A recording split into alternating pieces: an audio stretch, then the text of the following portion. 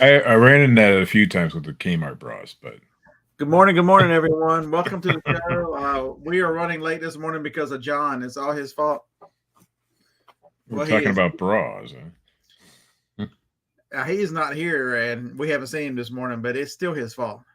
It's always his fault. Okay, so if John, if it's not your fault, please speak up right now. See, it's his There fault. we go. It's John's fault right there. So I hope everyone's doing well this wonderful Wednesday morning. I'm gonna start off the show.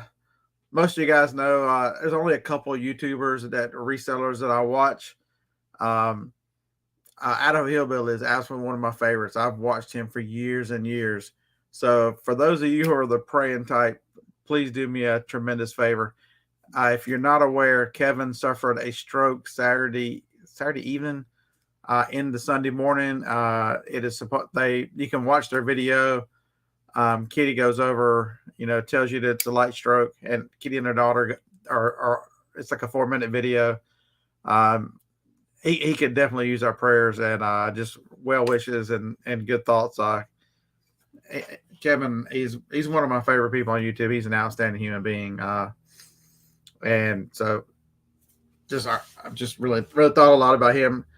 One thing, Kevin's only 6 months older than me, and that's scary to think about your own mortality. I mean, in your mind, you're still 20, but your body says, "Hey, you're not 20." And then my other buddy, who you see him in the chat a lot, Harbor's Hope, Ron. So if you're not aware, Ron has had a couple transplants. He's one of the nicer people I've ever met doing this.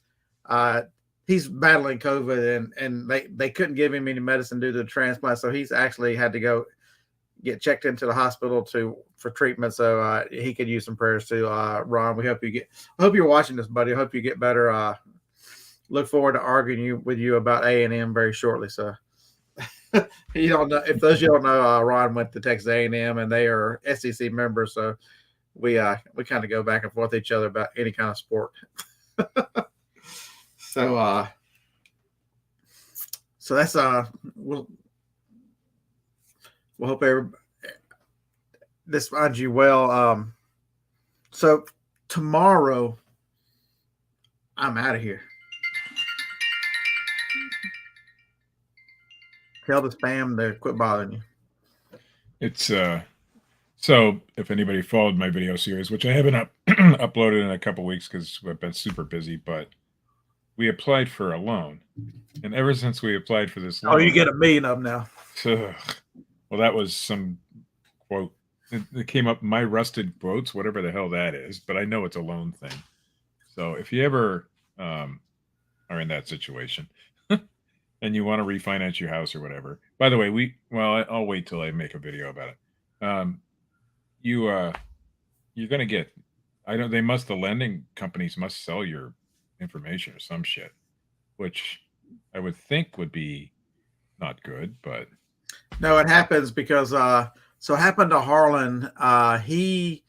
His ex-wife was buying a new house and getting a mortgage on it, and they called him 30, 40, 50 times, and he's like, "Yo, we're not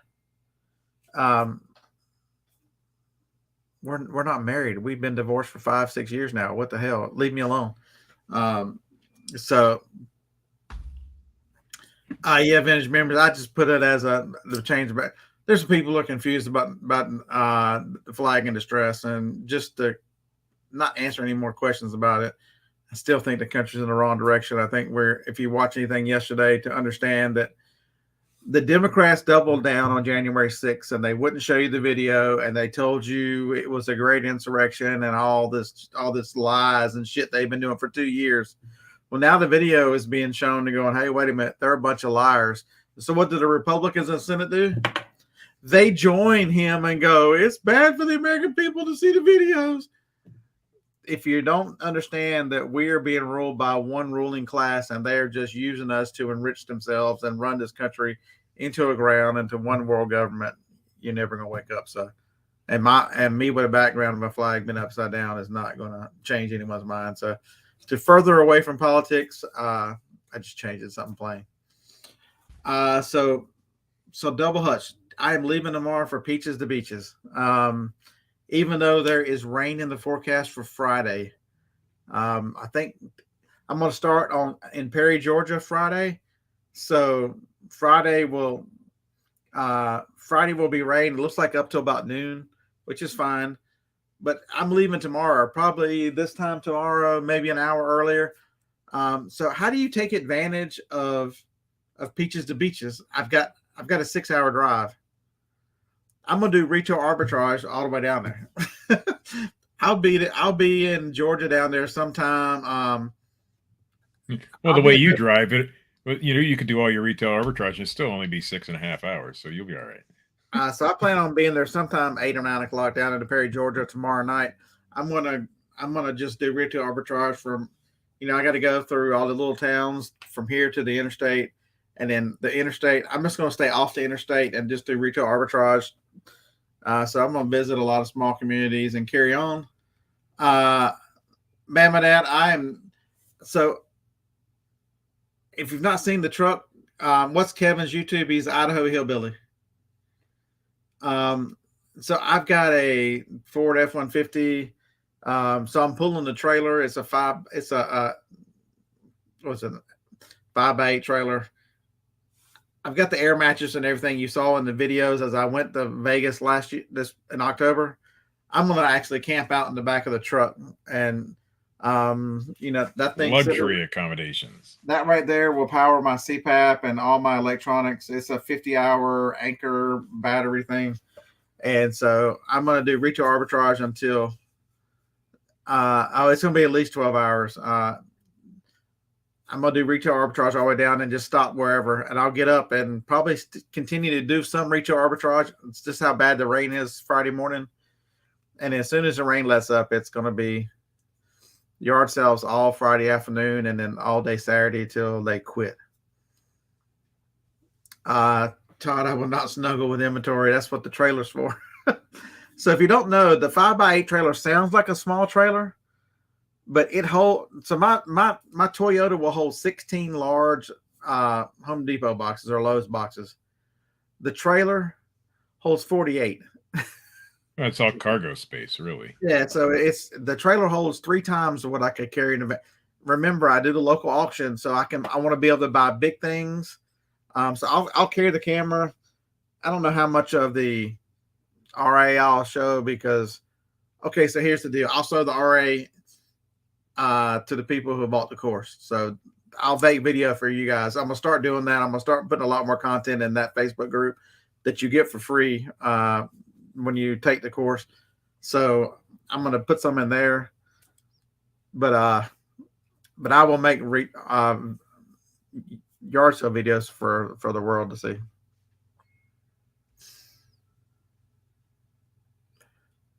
So all right, Double Hutch, you know what I look like. You're like this big on my screen, so I see you've got a beard, so I'll be looking for somebody. Surely we're gonna be the only ones with beards, right? So I'll be able to find you. And then Bama Dad, I hope I meet you, man. You've been a long time viewer, and that would be cool. I'll probably have something Alabama on, so I'll be pretty easy to spot. At least the hat. Where'd the hat go? There's 2 Nike ones. There's this one and the red one. It'll be one. This one just killed a wasp, but it's okay. It did not kill a wasp. It injured and maimed a wasp. Well, then I grabbed him with vice grips and took him out and dropped him on the ground. So an estate sale. I get to an estate sale yesterday. This is awesome. It just happened to be laying here. And MJ goes, "There's no electronics. I'm sorry. This is a frou-frou sale, so there's not much for you here." I said, "How much is the camera with no charger?" She said, "Always something." She said $5. Yep. On Amazon, the cheapest one is the black one of this 330 at $220. But there was nothing there for me. If you look hard enough, there's something there every time for everybody. What the hell was that? That was my Ring doorbell. Somebody's out front. I don't know if the lawn guy's here. I need to get me one of those. Which really won't notice. I don't know why the lawn guy's here. We don't have any grass. I guess he's going to pay for his new truck. So But I speaking guess of cameras, but I I guess found one at before, Goodwill yesterday. Now mine isn't as impressive as yours, but finding a good digital camera at Goodwill nowadays is a really hard thing to do. This one goes for about 20, but still. hey, what do you think this one goes for? Ah, I know what that one goes for. I love So finding those. if you see this one, does anybody know what this is? I know Steve knows what it is. It was laying on a table at the auction. Somebody bid me up to $20. That's it. Maybe that helps tell you what it is. Which version of it is it? Just the regular SX70 or? Yeah, I guess it's worth about 130. So there's different versions. If you find what is it, the Alpha 1 or something like that, And that one's worth there's a a model. little more. There's also a Model 2. This is the one. Yeah. Yeah. So That's a great find right there. Typically around here, I find them, people don't know what they are. They're folded up like that. They have no clue. So you get them for when $5. they're folded up, people have no clue what it is. This one's in really nice shape. The silver, a lot of times the leather and stuff will be beat up, but this one is actually in really nice shape. Even if the leather's beat up, they're still worth quite a bit. Yeah, because the leather, back in the day, they made these where you can change the colors and make the leather different. So, yeah, those are two. You can go on eBay now and buy the replacements for that. So those are my two camera finds. Bama Dad, if I'm ahead of you, you ain't finding one this week either. I think those SX70s are right around £1. They're probably under £1. I'm gonna guess. I haven't had one in my hands in a while. I can't remember. It's kind of heavy. So you're probably gonna ship at the £2 rate for that. Right, but still, I mean, I'm good with it. How heavy is it? If I only had a scale sitting over here.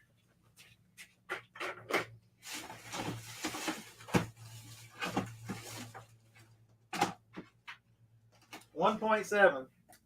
Yeah. So you're gonna ship at the £2 rate on that, but that's nothing when it's $130 camera. Where's my? I don't have my keys out here. I'll just do a video about it. Yeah. So I was at that camera was at an estate sale. I picked up. So most of you folks are chickens. Y'all don't want to ship big stuff, so I appreciate that.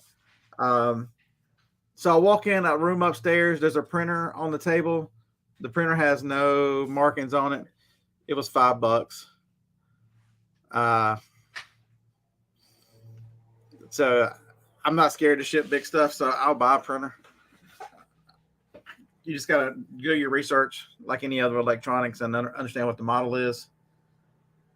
What else did I pick up? Some DVDs and Blu-rays. Some funky ones I've never seen before. Do I have a bag in here? Bob T, do we ask if we test our cameras, our SX70s? SX70s are a little bit harder because the film. So the regular Polaroid 600s, I can test with an empty cartridge just to make sure the functions work. If the cartridge still has battery power, but the SX70 ones are a little bit harder to come by, so I don't tend to test them. Although there are YouTube videos on how to make a tester cartridge for those. I meant to give this to Joni yesterday. I got this for $1. This for her. I'm probably just gonna hang it up out here.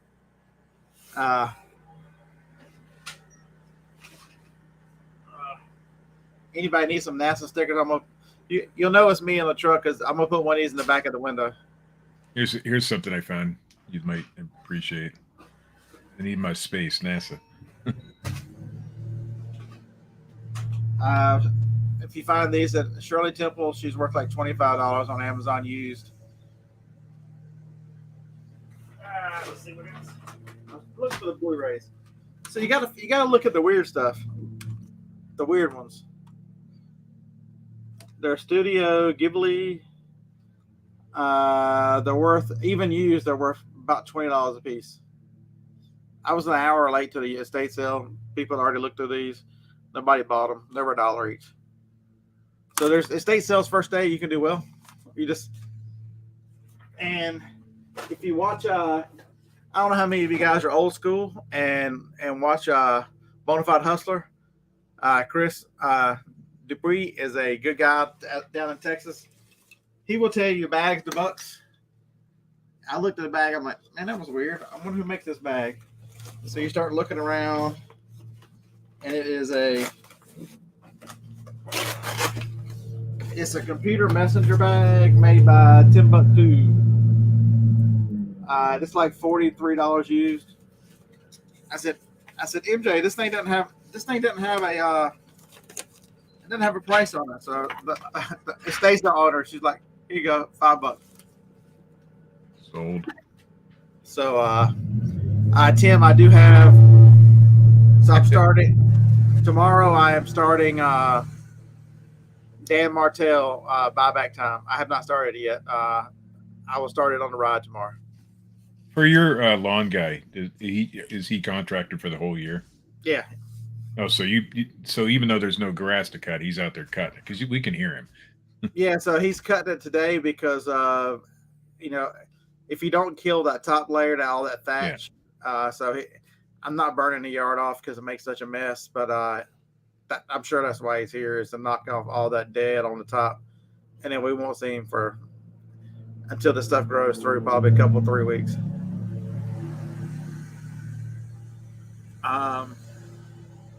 So I named the show, Are You Writing Down Your Goals? So this morning I finished writing them down. If you missed the Sunday show, there's a study from 76 from Harvard graduates, and I'll repeat it for those of you who didn't watch the Sunday show. And then, well, first off, I'm going to ask, why didn't you watch Sunday? What the hell? I'm busy. But if you took 3% of the people who wrote down their goals. These are Harvard graduates. They tell you that these people are smarter than everybody else. They think they're smarter than everybody else. Well, 97% of them are just like the rest of us, never wrote down their goals. 3% go, you know what? We're in. We'll write down the goals. You take all the money that 97% of them made, and you add it all up. And it's probably a nice number. You take the 3% and add their money up that they've made in a 10-year period. It is 10 times the total of the 97%. So there's something to this writing down goals. So, I tell you that I'm trying to make my life easier. I'm trying to change things. So I've printed out a copy. I'm going to put it up here and put it on the door so that I see it every time I come in here. But I've also, I used Apple, whatever the program, Pages, their word processor. So it's in my phone. It's in the computers. Next thing I'm going to do is put steps for each one to how to get to each one. I've got 11 goals. And the steps I need to take to get to each one and how it breaks down per month and per, I don't know if I go to weekly, but what I need to be doing each month so I can check up on it. And then the thumbnail shows celebration. Why is that? One of my goals is to hit 5 of these large yard sales. So step 1 is tomorrow, going to the first one. You can't get to the 5th one if you don't go to the first one. And so, I've also signed up for Audible. One of my goals is 50 books this year. I've read book number 1 or listened to book number 1. Number 2 starts tomorrow. So you got to get at this stuff. I'll fall asleep. Vintage Garage Man, I'll fall asleep. I'm gonna listen to them. So understand that right now we're early. But you're also 1 month away from the end of the first quarter. How many of your goals, how many of the things you want to do, you get 4 quarters, and one of them is running out. So if you haven't used your eBay coupon, you've got a couple weeks. It's crazy to think that we're almost through the first quarter already. I didn't even think about it until you said it. Yeah.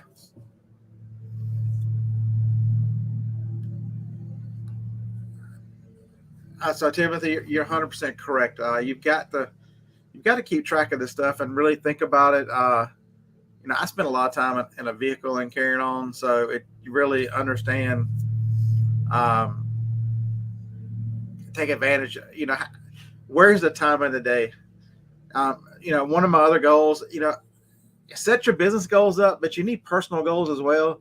You know, Sunday's show is all about personal development and if you're not developing yourself. Okay, so right now they're planning changes for your reselling life. eBay, Amazon, all these platforms, including platforms you don't know about that are coming up. They're making changes and preparing to do things, and you're going to have to adapt to them. So if you're not bettering yourself and you're not doing a lot of things to, make sure that you're ready, working on your positivity and your mental outlook and where you are in business and taking care of your if you're not doing all these things and personally taking care of your diet and exercise and all these things, if you're not doing all these things, you're slowly getting behind. You can't feel it, but you're slowly getting behind. So one of my goals is a morning routine. I'm not a morning person. I am not a morning person. But it's gotten easier as I've continued to get up at 6 a.m. or actually 5:45 and out of bed by 6. I've had 2 hours before the show.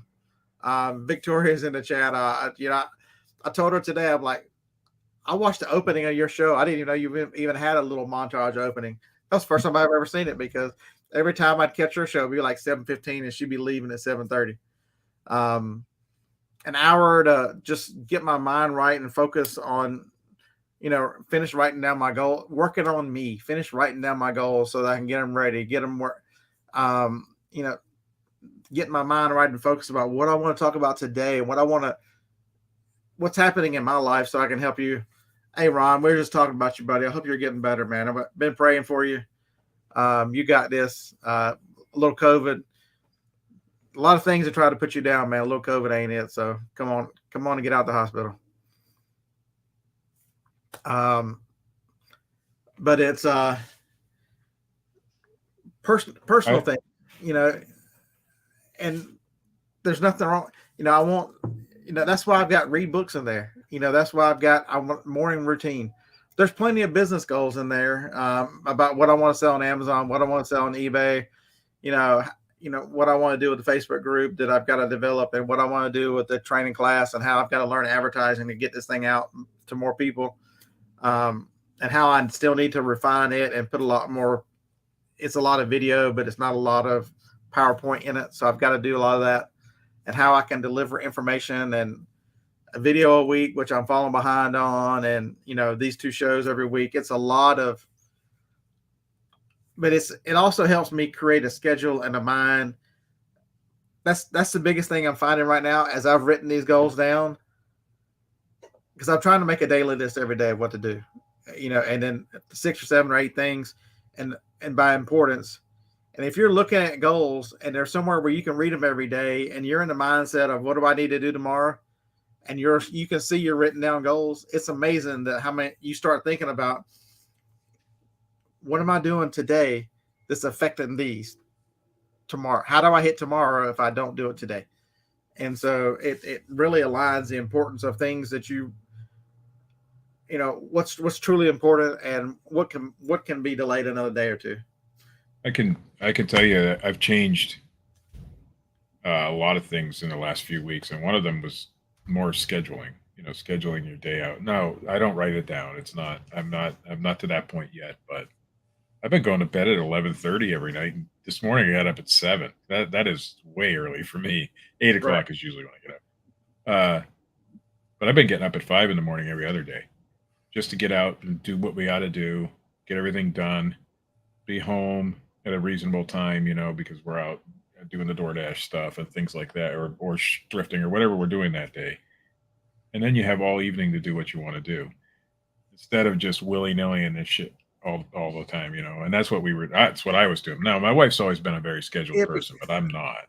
The one thing I find is I'm always busy, but are you directing the things at where you need to be? Hey, Tracy, T Flips, good morning. I missed you last night, man. Safe travels out and back. You can be super busy and accomplish nothing. Absolutely. And people don't that's realize, where I get in trouble. Yeah, if you don't understand, if what good is it to do it if it's not accomplishing your goals? But you've also got to do some things like the one thing that I know is I'm continuing. It doesn't look like it in a minute because all the Amazon is sitting up here. I'm working on FBA today.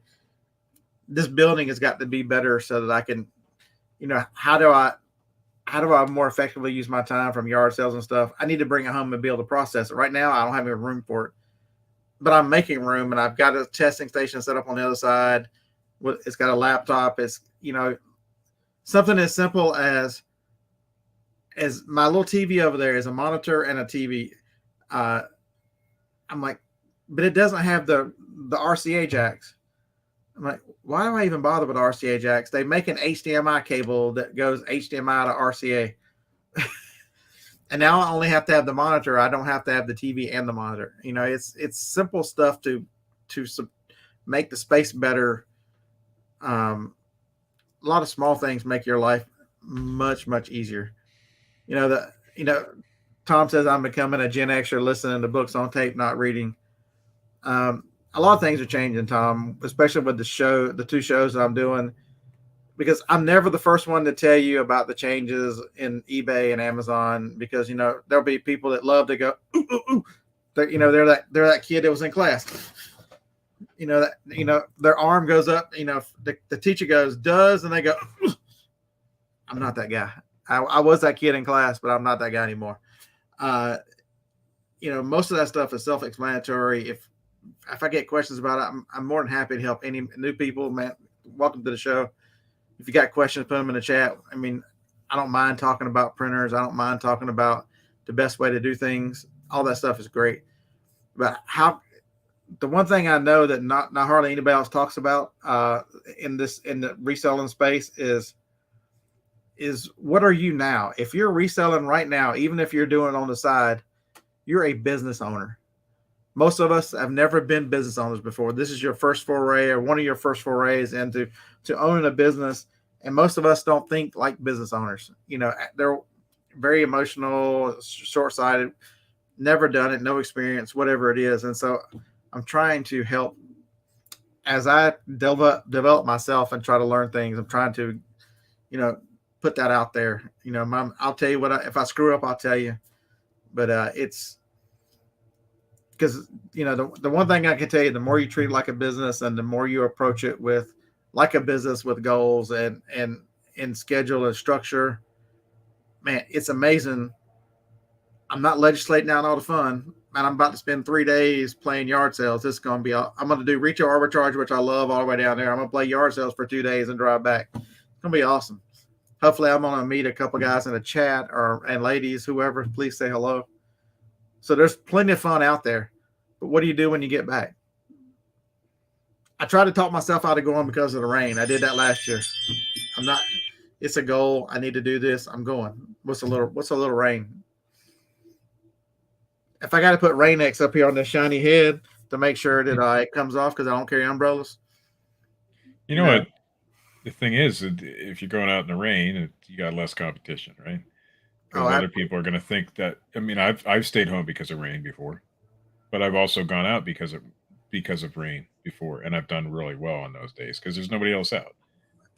So vintage memories. I like TikTok. I don't watch a lot of Instagram, but I do like to watch TikTok. But here's the nice thing about the phone. So there is a iPhone. I don't know because I hadn't had Android in a few minutes. I don't know what Android has. Probably is something, but you can set time limits on the app. So I've got a 30-minute time limit on TikTok. When it comes up and says the 30 minutes are over, I'm done with TikTok for the day. And I generally watch it at night. So I just ignore that it exists. I don't use it. Yeah, so I'm just I've got it set for 30 minutes and that's it. I'll need a hat with an umbrella. Yeah. First of all, guys don't do umbrellas that much, Victoria, and I'm bald and could care less. So, maybe I'll carry one of the little water repellent jackets or something. That'll be as much as I do for rain. Other than that, you just run through it and go. And you look at somebody who's struggling and go, did that just mess up my hair? And they look at you like you've lost your mind, and you carry on. Hey, good morning, Laura. How's the other side of Huntsville doing today?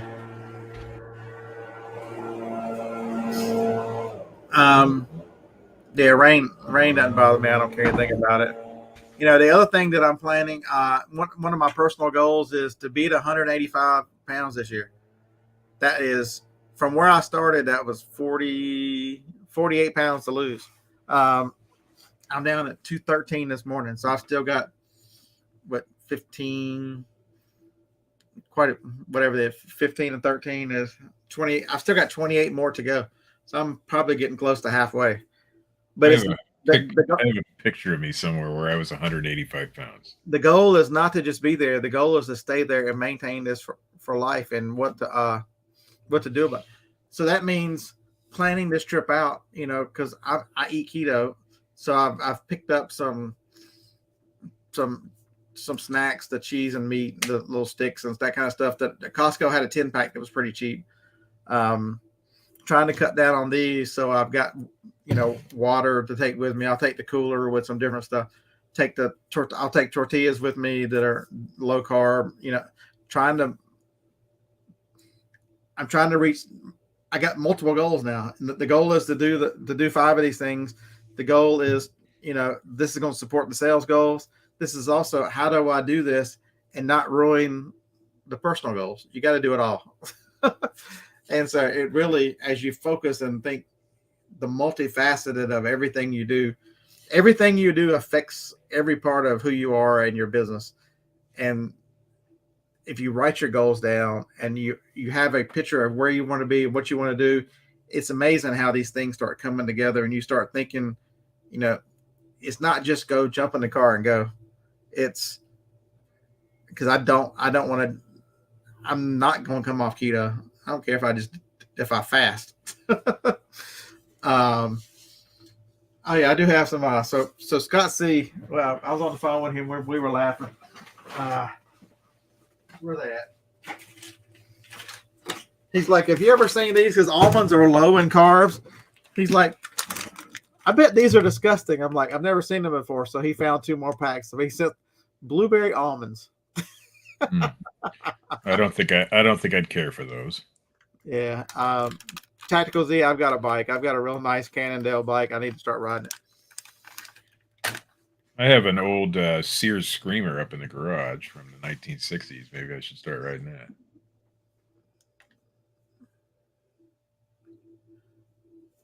So Vintage Garage, the 301 is on my list.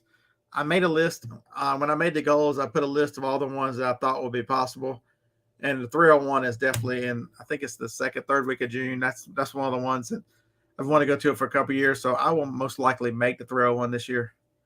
I put down the 411, which is the one that goes from somewhere on the side of Alabama all the way up to Knoxville.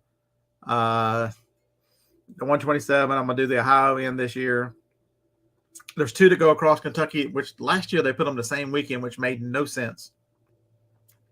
And there's one, I think, the week after the 127, the Michigan 12 that goes to my dad's family is all from Michigan, so that's the reason why I want to go up there and do that one. It goes across. This one goes from the lake all the way to Detroit, I think.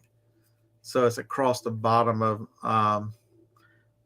man, Stephen Strait. I have watched your video picture. Isn't that crazy? Man, congratulations. Keep going, buddy. Yeah. I have not tried the blueberry almonds. There, you notice the pack is still sealed. I do not have a weight. For those of you in the chat who are talking about my weight loss, I have no weight loss goal at this point. I do want to eventually, but I have so many other things I have to work on. I haven't been overweight most of my life. I've been actually pretty skinny most of my life. This is a new thing since I quit smoking. So I'm not too concerned as much as other people would be about the health concerns of it. However, I know by next year I'm going to have to start addressing it because I'm at my highest weight. I'm at 280 right now. Normally I'm at 220, which is a decent weight for somebody my height. 185, I look like a string bean. I don't like it. But 220, I'm all right. So we'll get there. How tall are you? 6'2". So he's 6. I'm only 5'8" on a good day. So that's why 185 would be perfect for you. 220 is now. My wife likes me closer to 200. I like 220. So somewhere in that range. And I will start making weight loss goals. Maybe once we get through this financial stuff, or at least know that we're on the right track through the financial stuff, which we're getting there. But yes, Sam, that is some crazy stuff, man. So That is double some to crazy feed, stuff. that's on the list of things to get to eventually. To currently, I'm in reduction mode on Coke Zero. It's addiction like crack. So right now, for every one I drink, but this is the first one of the day, it's still not gone down. Uh, I put a water between each one of them, so eventually it's going to be all water. But as of right now, uh, I've cut that out for a year or two at a time, and then it slowly crawled away. Slowly creeps back. Yeah, I cut coffee out for like 6 months, and I didn't see a change in my. It was because of my sleeping patterns. I didn't see a change, so I went back to coffee. Now I would like to try that again because we were talking before the show. I drink a lot of this stuff, which is just 89-cent bottles of water from Walmart. No, zero sugar, zero caffeine, zero everything, and I like it. But for some reason, I want to drink the coffee, even though I don't even like the taste of coffee. Never have. Yeah, so Double Hutch, there is one, Pensacola to Jacksonville, in April. I did that one last year. It's the Flee Across Florida. Did really well. I enjoyed going down. I spent some time with my buddy Chad, Golden Finger Picker. Most of you know who he is. We had a good time. I didn't put that one on the list. I don't know why. So hopefully, and meet a lot of people. It's not on the goal, but I want to meet more people this year. So I did buy tickets to the 2023 Cincinnati Reseller Rally. So I will be at that. And the lovely wife will be with me too. I got 2 tickets. We're planning on spending the weekend in Cincinnati. I'm going to do yard sales probably that Saturday morning. John can have all of Cincinnati, damn it. I'm going to have to get some of that stuff. I think I'm going to set a goal and try to meet you at the 127. I missed that. We haven't gone in a couple of years. Even though I'm probably going to do it for the whole time, but at least like to get there, But I'm telling you, folks, just for most people, you would look at the goals and think, man, it's something I got to do. It's dread. I'm finding that the more I talk about them, the more I look at them and they're written down, and the more I think about them, it creates a lot of optimism and excitement for this is where you want to go and the things that you're going to have to do to get there. And the plans for the year and planning out quarters. It's don't let the fact that you've never done it before stop you. If I'm finding the more I think about these things, the more my mind naturally starts putting steps in place and really breaks down what the goal is. And, the sales goal for Amazon is how much a week.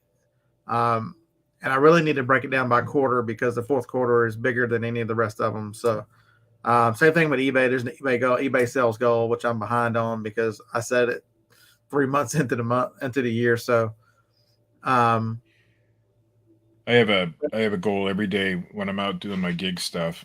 I have to make at least $100 a day. That if I don't make $100 a day, I'm not allowed to go home. But there's a reward at the end of that. I can stop at the Goodwill, or I can do something. So I make sure that there is not just a goal, but a reward for reaching that goal. And then I go out and do it all again the next day. Now I got to set an eBay goal too, because my eBay is suffering because I'm not home listing. So that's another one I have to do. And if I hit my goal, then I get something from that, because that will keep me motivated to keep going.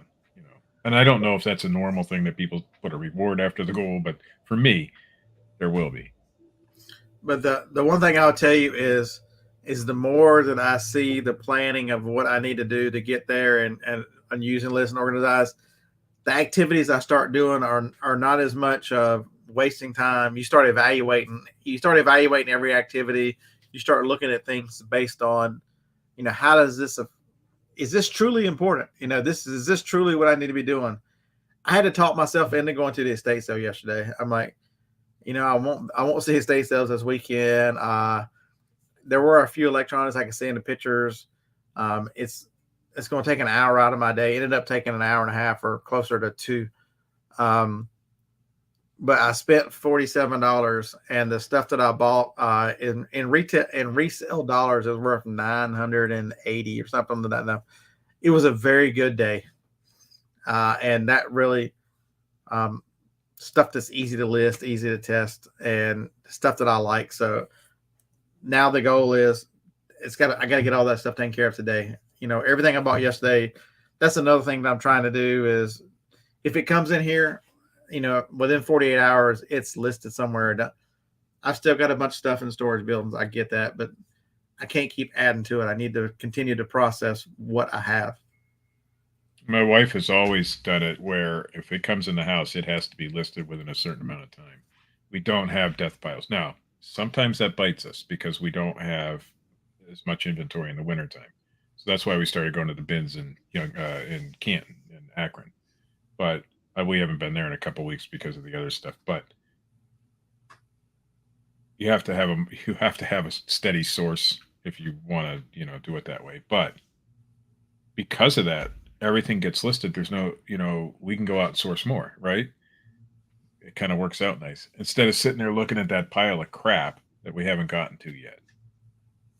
But no, I understand why people want death piles. That's another. I mean, it depends on the person. For me, it would be overwhelming and it would never get listed. But for other people, not so much. Yes, Javis, it is this weekend. Peaches to Beaches, Friday and Saturday. Starts in somewhere near around Perry, Georgia, and it follows Highway 341 all the way to Brunswick, which it goes through a bunch of these small communities, the south of Savannah into Brunswick, all the way to the coast. It's 225 miles of road. I don't know I've never done it before, so I don't know how many yard sales are going to be out there. I don't know what it's going to be like. But I'm planning on wearing the camera the whole time. I need to check on that. I ordered my batteries are not the greatest. I've had this 9 since the week they came out. But I ordered, if I didn't know, GoPro has upgraded some of their batteries. They make an extended battery now. It's got a gray top instead of a blue top. So I ordered some yesterday. They said they'd be here today. Shit, I got to send you those batteries I've got. They're the aftermarket ones, but I keep forgetting about them. Let's hope they don't. If they delay, I'm going to. Package is out for delivery. They actually got it here. It's going to be next day. They're out for delivery. So here, that's what they look like. They got a little gray top on them. They're the extended batteries. They're not bad. They're $24. So I got 2 of them coming. So yeah, because I got bad news for you. Yesterday I was doing great. Monday night I was doing great. I organized all the returns. I did an intro on the phone, and I've got the camera, and I'm wearing the camera like at a yard sale so you can see everything I'm opening as I'm talking to it. And I had maybe 35 or 40 packages of returns over the last 6 weeks. I didn't realize the camera died in like the first 4 minutes. I get done, look at the camera, go to turn it around to finish talking to it. I look at it and go, the red light's not on. Damn it. I've recorded entire videos twice. First time, oh man, the battery it wasn't on, so I do it again, and for some reason it wasn't on again. So how do you? Once I've opened up all the returns, there's no way to put that cat back in the box. You can't put that, yeah. So Schrodinger's cat is alive and well and running around. Good because practice. I let him out the box to see if he was alive.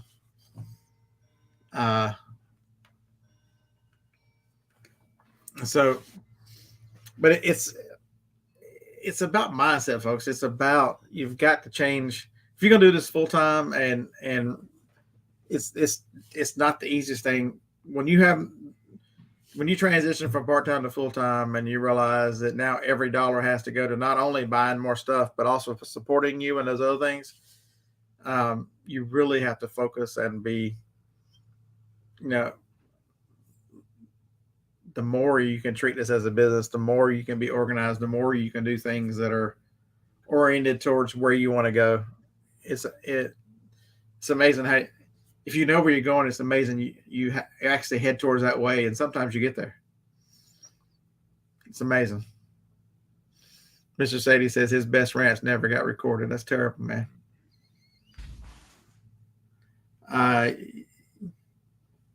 Yes, Tactical Z. That's exactly what I did. Oh, kind of the thrill is gone once you've already opened it once.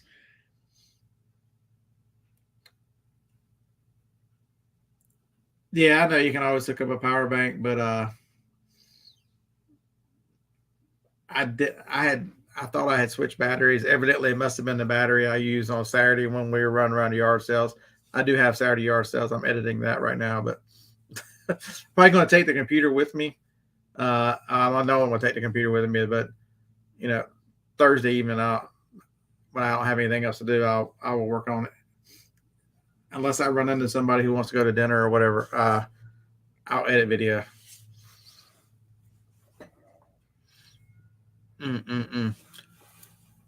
So what's the great chat we have here? So what's going on?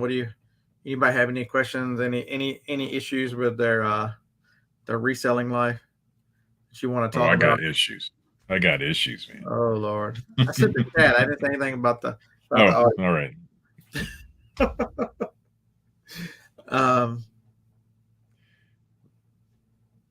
Reselling's been slow for me, and it's only because I haven't been putting the effort in it. And so I was always the non-believer in, if I list every day, I know, yes, if you list every day, it directly affects what's going on, but it doesn't matter what you're listing. If you're listing every day, for some reason, the algorithm likes that. And so you have more sales. My sales have gone down quite a bit in the last couple of weeks because I haven't been listing every day. I've been listing maybe once or twice a week now to try to catch up. But I was doing 10 a day, and my sales were steady. I was making about the same amount of money every week, no matter what I sold or how it. But now, because of that, do I relist things? I don't end in relist. I know I should. My wife does. Now her sales have gone up. She's totally changed what she's selling though. She found a new niche that works really well for her, and she was doing maybe $200 or $300 a week. Now she's up to $500 to $800 a week. Mine has gone down because I'm still doing the same crap, and I'm not listing as much. So sometimes you got to tweak what you're selling, and find new ideas and new things. So Tactical Z, I just made a note. That note was, so I use the chest mount, and I'm gonna carry that with me. But I know a lot of people who do yard sale videos have a little clip that they put on a backpack, and I couldn't come up with a positive thing about that, why they would do that. But you just actually came up with the reason for the why I should at least have that available. Is because if the batteries are dead, or if I'm struggling, I have a backpack that has a holder for I've got one of these big battery backups that I could run a USB-C cable out of and actually plug the GoPro in.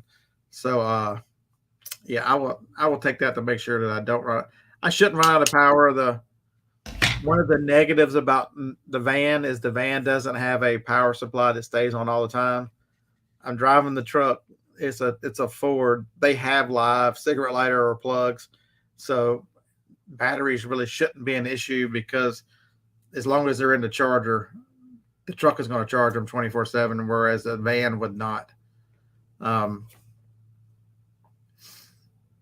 would wash the truck and it would be nice and pretty in the videos, but the freaking thing is yellow. The freaking pollen is crazy down here right this second.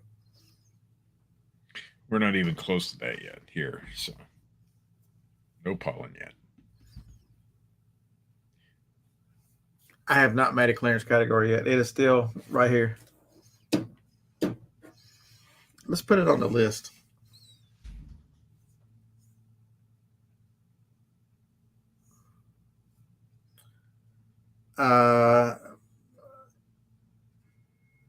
so here's, and so one of the things, don't be afraid if something doesn't work. So Apple has a reminders app. And so, I thought, that's what I'll use, the reminders app. It'll tell me over and over what my to-do list is, and I can check off the things that I'm doing. And it just, for some reason, it just didn't work. It wasn't as easy to add things to. But I think I've told you guys in the past.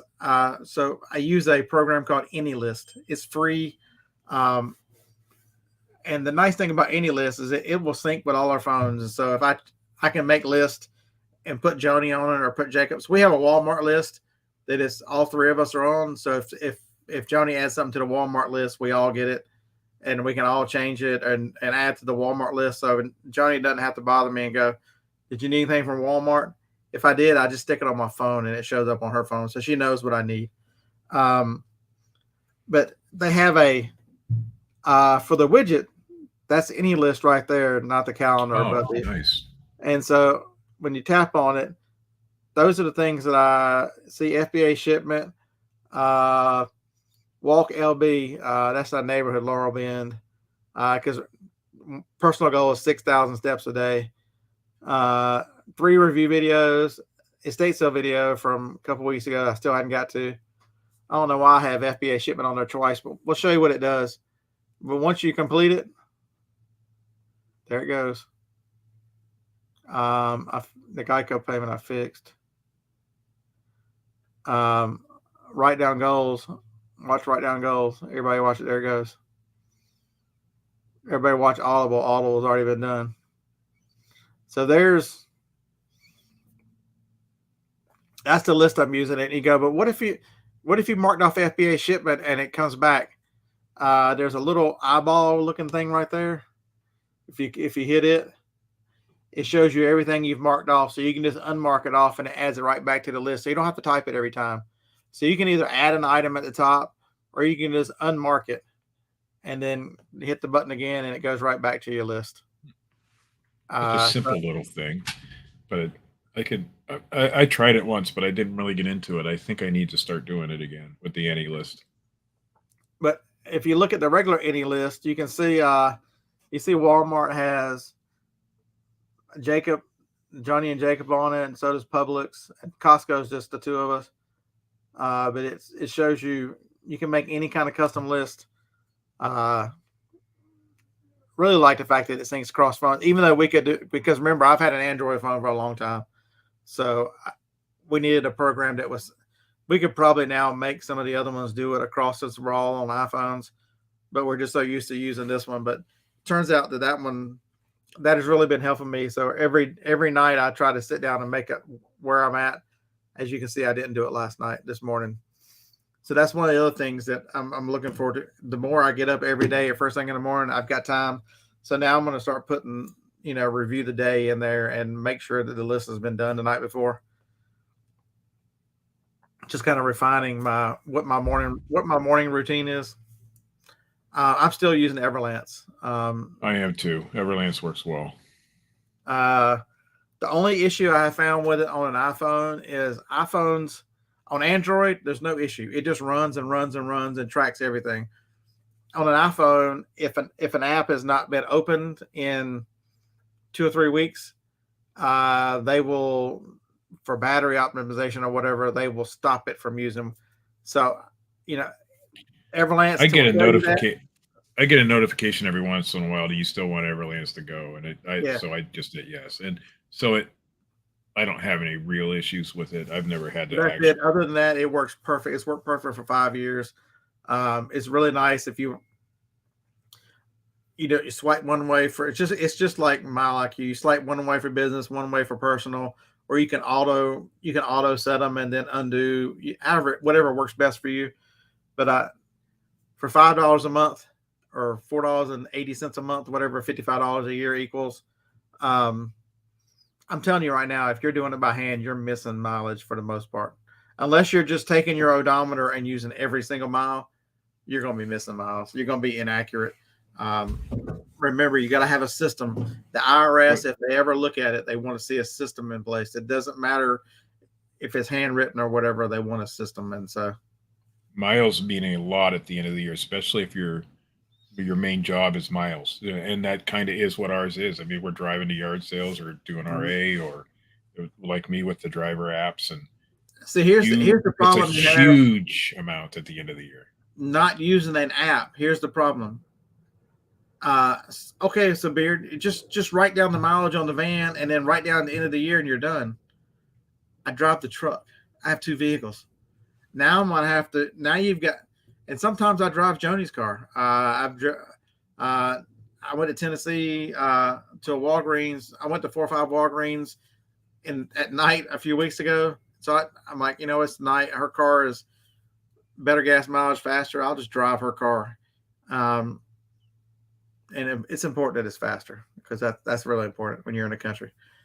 So now you've got 3 cars that I've driven. How do you track all the miles with 3 cars? Are you going to be diligent enough to write down every single mile?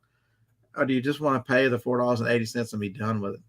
It's amazing. The $4.80 is a no-brainer. And I don't care what mileage app you're using. There's a lot of benefits to any of the mileage apps. Just use something that keeps track of those miles. It makes a big difference at the end. Hey, good morning, Brandon. How are you this morning? How's life? That's probably, for most of us, that's going to be our biggest deduction at the end of the year. Yeah, so Google will track where you've been, but if you've got one of these mileage apps, you can actually look at it and go back and look at reports and figure out what stores you've been to, because it tracks down to where, if you've got an address, if you know the address of the store, you can know when you were there. So it's got a lot more uses than just tracks mileage from. Hey, good morning, Mark. But yeah, a lot of people forget that. Where's Scott C? Scott C's in the chat somewhere. He drives more than anybody I know right now. He's been all over everywhere. He had crazy deductions this year. I only drove 25,800 miles last year for business. Scott C was pushing 50. He was double me.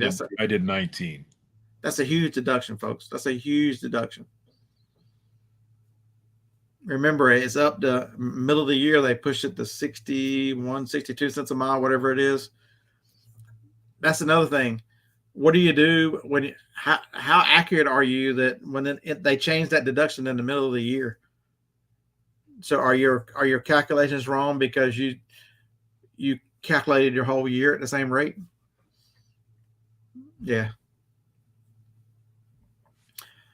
Which bookkeeping software do I use? The person who just texted me right there. No, he does have you sign. Jared has you sign up for QuickBooks, so yeah, the all the stuff goes through QuickBooks. But he's the one who manages all that stuff for you. If you use an accountant, you can give access to your QuickBooks to your accountant, which is a really nice feature. So it's called AnyList. It's not from the Apple, but it's AnyList. ANYLIST. AnyList. Yep. It's on any platform. And they actually do have a MacBook app as well. Oh, do they? Well, that might make it even more worth me trying again. I started using it and I just forgot it existed, so I eventually deleted it off the phone. Don't let me lie to you. Let me go to the App Store real quick. The MacBook App Store. I'm pretty sure it does. Yeah, don't forget that the App Store, if you're using all Apple products, don't forget your MacBook has a different App Store than and I don't have it downloaded on this computer. So it makes it, it makes AnyList even more powerful because you don't have to go looking it up or phone. If you're better with your computer, it's I'm just now learning with my phone and my computer that it's really super easy for me to transfer something. I was looking up a website on my phone yesterday and I wanted it on the computer. Instead of me retyping that into the address, I could just send that right to the computer. It was super nice. It worked really well. I don't know why I didn't know that before, but it's there. So when you have an ecosystem that works together like that, and that's why I stay with Mac. I don't know if Apple or if everything else works that way, but That's why I stay with Apple stuff, because you can do things like that. I mean, I know there's a big debate about Android and all that stuff, but the Apple, the ecosystem, once you get used to it, it It's it a little makes, more expensive usually, but but the computers generally last longer. I just gave my sister a 2013 MacBook Air.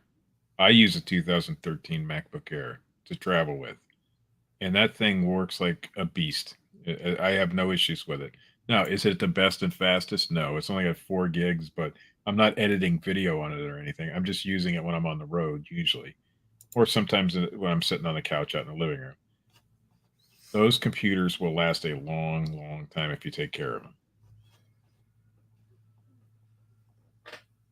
I gave my son my 2011, and all he wants it for is to watch YouTube videos. And you could still watch a 1080p. You probably can't watch 4K video on it. Obviously, you can. It doesn't have 4K resolution, but you can watch a 1080p, a full screen video on that computer still.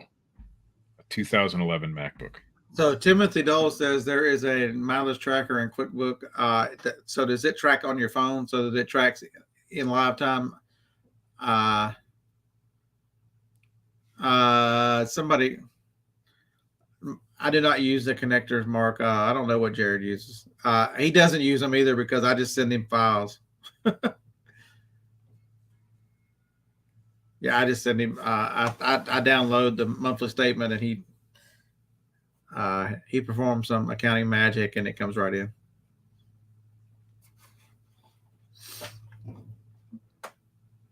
Yeah, Chrome lets you do a lot of things too, Amy, but Apple takes it to another level.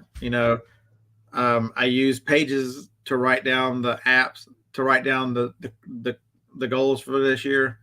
It's on all my computers that are logged in with my name. So this computer has it, phone has it, iPad has it. It takes it to with all their apps that are built in, Chrome has a few things, and Google will do a lot of those things, and you can get it if you learn it. Apple just makes it so freaking easy.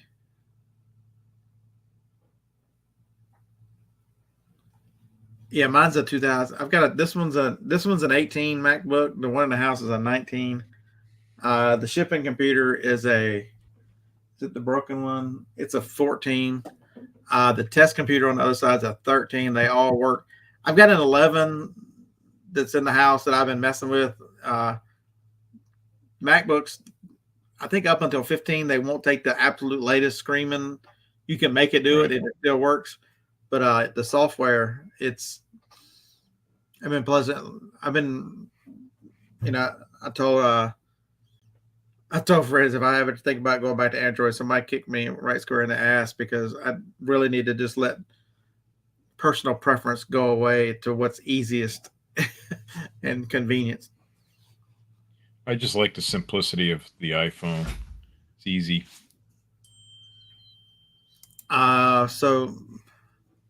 So Larry, funny you should ask. Okay, now that's weird. I've never in my life gotten a text message about losing weight. We talked about losing weight on the show, and guess what? Still want in and burning off weight? Receive your first sample. And it gives me a website. Weird. That's not a coincidence. My watch is listening to me. So I think mine's confused. So I have a Galaxy 3, but so I was going to buy a new Apple Watch, or a new to me Apple Watch, until I figured out that, wait a minute, this one, Samsung made a program in the Apple, so it works with an iPhone, but Apple did not make a program to let you use their watches on anywhere else. And so I've never gotten the Apple Watch. I've kept this Galaxy Watch. The iPhone does its scan. So I've been using this. It needs a new battery. The battery is not that cheap. I have an old KDC. One of them acts crazy. The other one does fine, but they disconnect every now and then. I'm like, you know what? For $26, I'm just buying an eYo-Yo. Yeah. I'll show you. You can get the small ones. I don't know where it's at right now, but they're getting smaller. I even have the finger kind. You can get whatever kind you want. So you can get the kind that attaches right to your phone.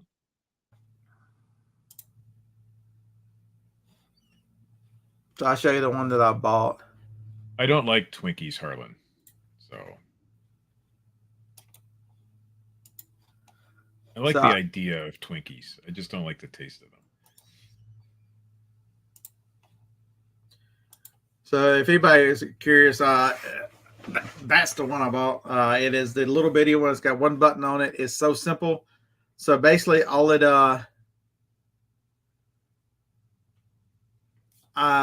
John, no, that's not normal. Mine doesn't show anything about a fee. It still means that they haven't got. Yeah, you got to call and talk to your account rep. You do not have a smart pickup yet. They're not on your account yet. Make sure you call and ask for an account rep, your account rep. It might take some doing, but you'll get it. That's how I had to do it. They need to add smart pickups to your account, and once it does, it'll pick the coupon up, because they can't apply a coupon to something that doesn't exist. You don't have smart pickups on your account yet. Yeah, really, you're not asking them to add a coupon. You're asking them to add smart pickups. You don't even hardly need to ask. You can tell them, can they see the coupon or whatever, but that just confuses the hell out of them. Please, can you add smart pickups to my account? And so that's it was what a pain in the ass. It was a pain in the ass trying to explain what that coupon was for. They had no clue. Don't ask. Just tell them to add smart pickups. I don't have truck keys out here. That's where I left the scanner. So what do I like about the scanner right there? It's an eYoYo. It's the one button one. It's just very simplistic to connect it to the phone. Yeah. Connect it to the phone, you hold the button down for 10 seconds, it beeps. You find it in your Bluetooth settings. You tell it to pair, it pairs. It'll shut off in 10 minutes if it's not used. If you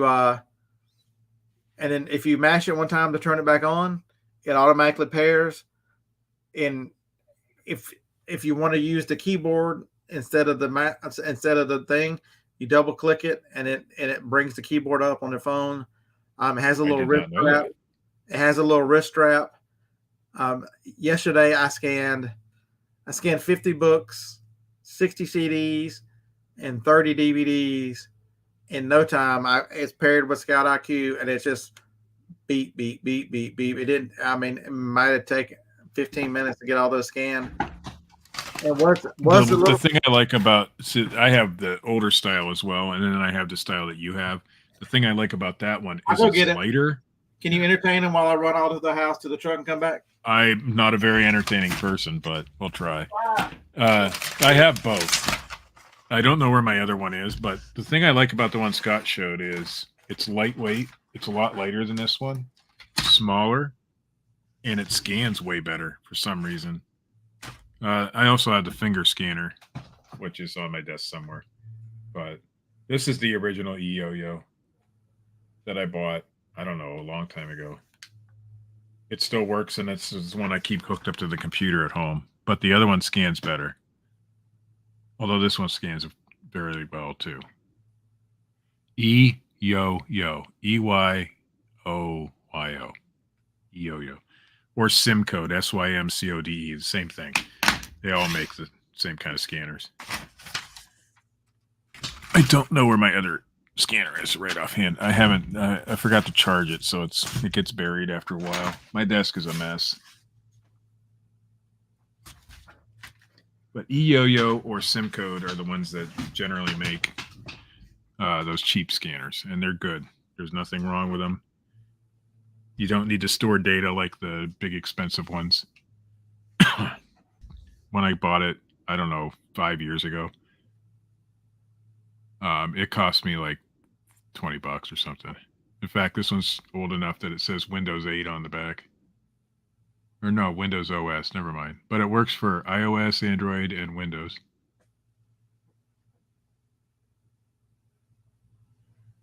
But there's scanners, barcode scanners, just like everything else, is personal preference. This one's nice, and I've used it a lot, as you can tell, just by the... Sorry about the focus. eYoYo, yeah. Yeah, so here's I use it a lot, and it works great. No problems ever. So here's what it looks like. It comes with a little rubber sleeve on it, so it doesn't So you. I didn't get the rubber sleeve.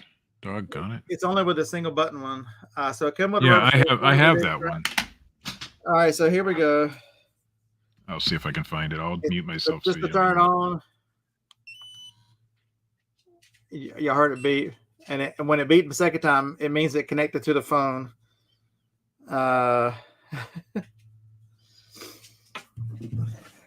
Let me look over here in my bag of tricks and see if I can find something. Anybody ever heard of these before? The Miss Mantle Chronicles by McAllister.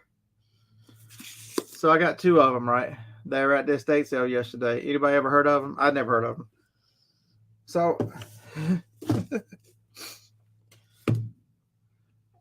all we're going to do is mash the button. Let's see if we should have bought these books or not.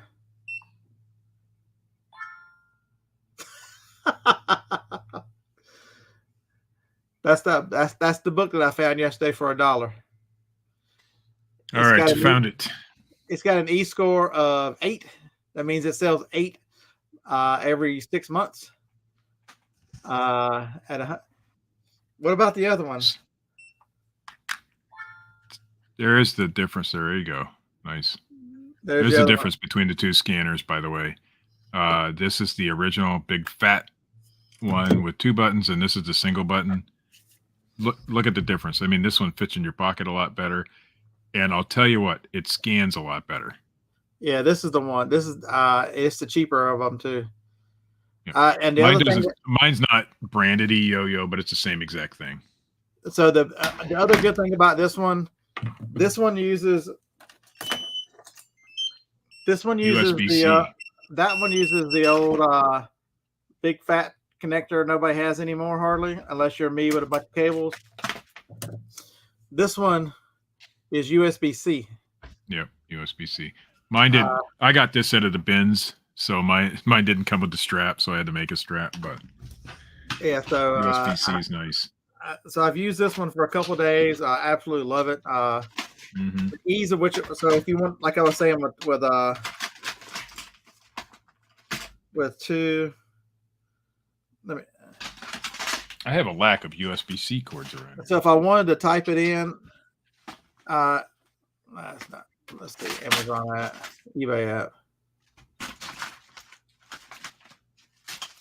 It comes up and says paste. If you double click it, it'll let you do it. But yes, it connects. So Roman, here's the thing with these. So if you're not from me, if you guys are new, hey, again, welcome to the channel. A scanner, it connects as a Bluetooth keyboard. Right. So it doesn't care what app it is. All right, so let's see. So here's the search bar for eBay. Let's see what the same book. So there's the same book. It's $159 on eBay. Or better yet,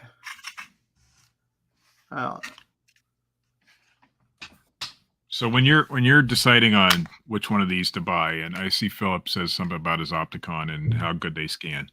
This one I cannot scan off a computer screen with. So if I'm looking at something that somebody's got on eBay and I want to, or on Facebook Marketplace, this one won't scan off the computer screen. This one will. So this one, like the one Scott's got, the little yo-yo, is way better scanner than the old style. So I would definitely go with this older style. Although I can't find my USB cord to charge it. You can set custom parameters on Scout IQ. I just have their basic one set up right now. So Philip, that is the Opticon 2006. My problem with it is, as it's gotten older, it disconnects from the phone about every 4 minutes. I've seen no difference in it scanning. I was scanning where I couldn't even see the laser yesterday in a room that had a lot of sun in it. This thing had no issues whatsoever. It was just really, really good. It was just blasting through them. So mine's making noises because it's not charged.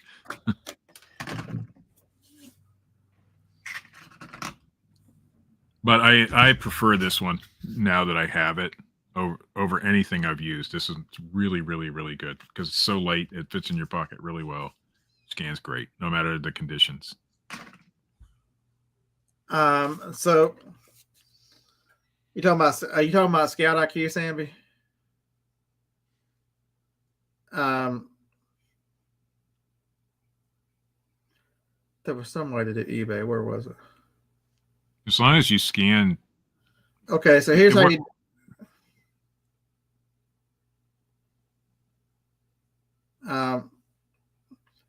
So on Scout IQ, if you see the one on the very end right there, it's got the little. It looks like a paper clip with something. It looks like a Band-Aid. That's what it looks like. A little Band-Aid. It's a link. Chain link. If you go to settings, in the settings you say it's cut. That's a custom link. So select custom link type. I have that as eBay completed. You can choose from eBay completed, eBay sold, eBay active, book finder, or add all, which is, I guess you can put your own cut. That's a custom. So I have eBay completed. So what does that do? Remember, we've got the $46 book sitting here. So if I hit the little, there it is on eBay sold, because I chose eBay sold. There's 3 books. It's a great little feature. I like that. Yeah.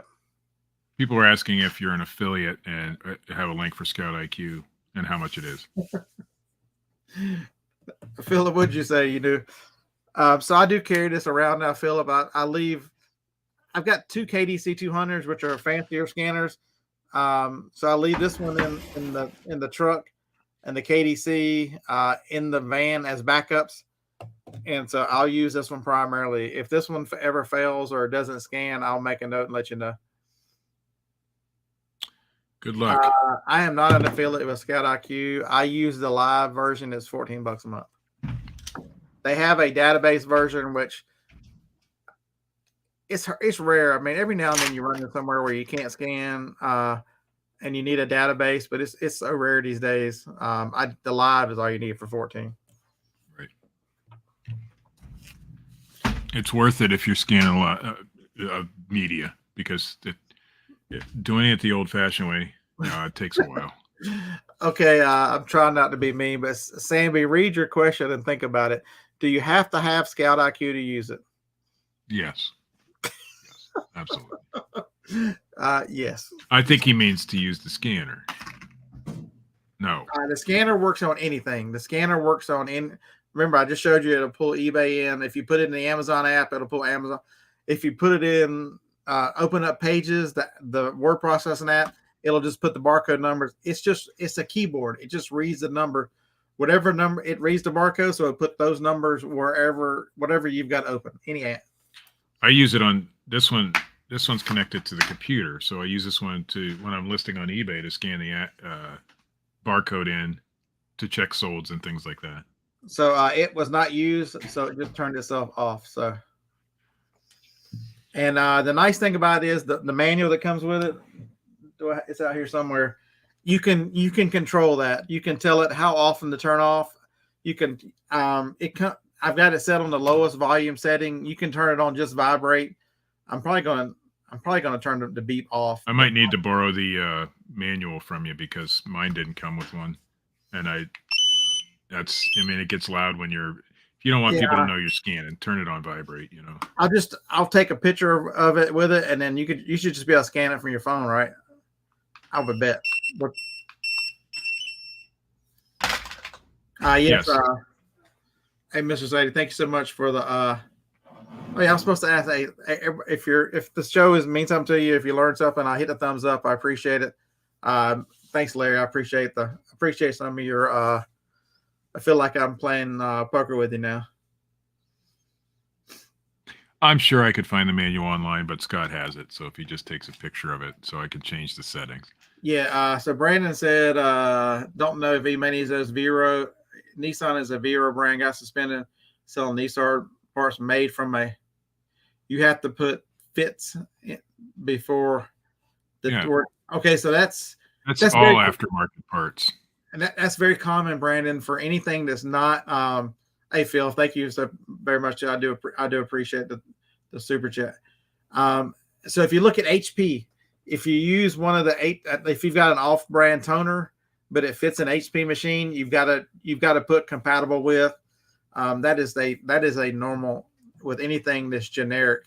Not every company does it, but a lot of companies get a little sensitive about that, and so you really need to, on every single thing that's like that, put fits whatever, so they don't think that it's a OEM product.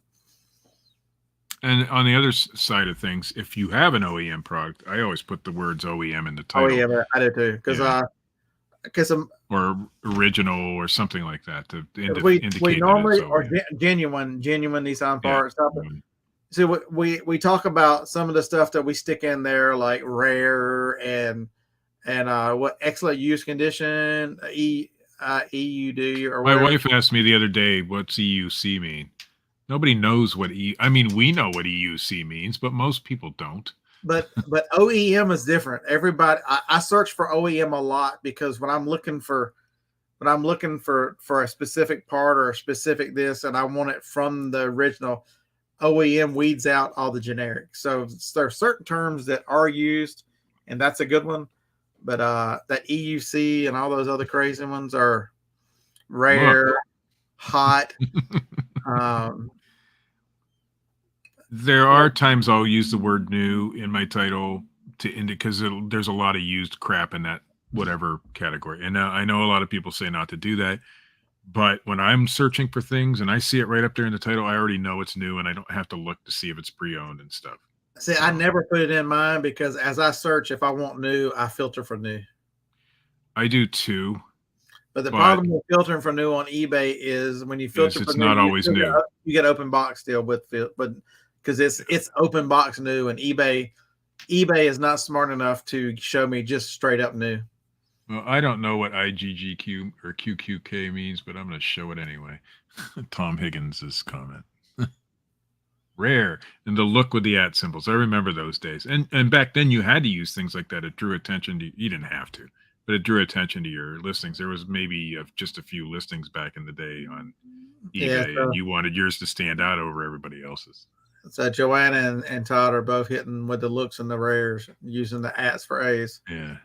And there are occasions where you'll still see that. Or people putting the little fire symbols in there. That is totally unnecessary, and it screws with the algorithm, the Google side of things anyway. Dashes or lines or commas, none of that stuff is necessary. And if it's a long tail item and you want it indexed in Google, good luck with that. Quit doing that shit. I even take out what are those the 2 dot things, like he's got after the my mind isn't working. I take it all out. Commas. Parentheses. I take it all out of my listings, because if it's a long tail item and I want it indexed in Google someday, Google does not like that.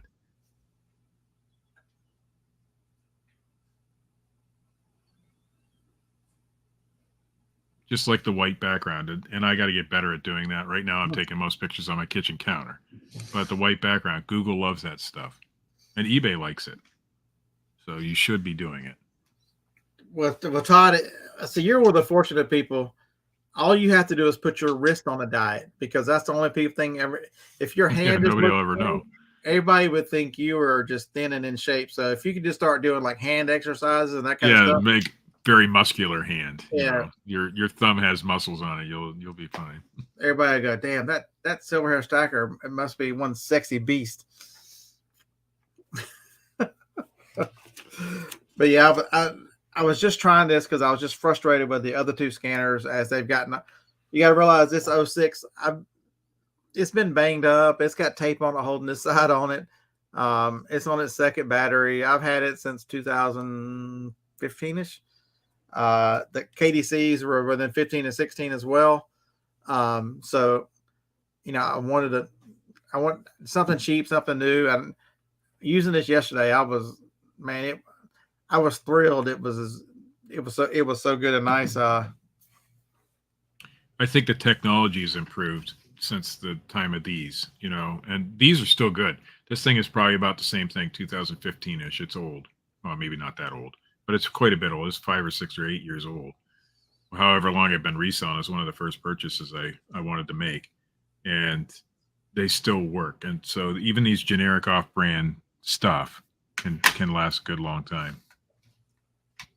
Todd, you go on all these crazy vacations, you want all the Geritol ladies looking at you, so sexy needs to be one of your goals.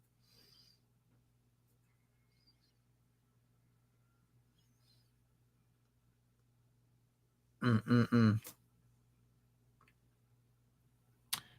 going back to the parts thing, if it's OEM, listed as OEM. If it's not, compatible with or fits are the words. I think compatible is probably your better choice.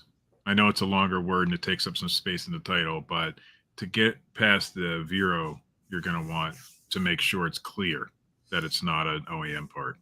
And so why would Nissan care? Nissan, we wouldn't, if you would build a better car, you have built such shit over the last 5 or 6 years.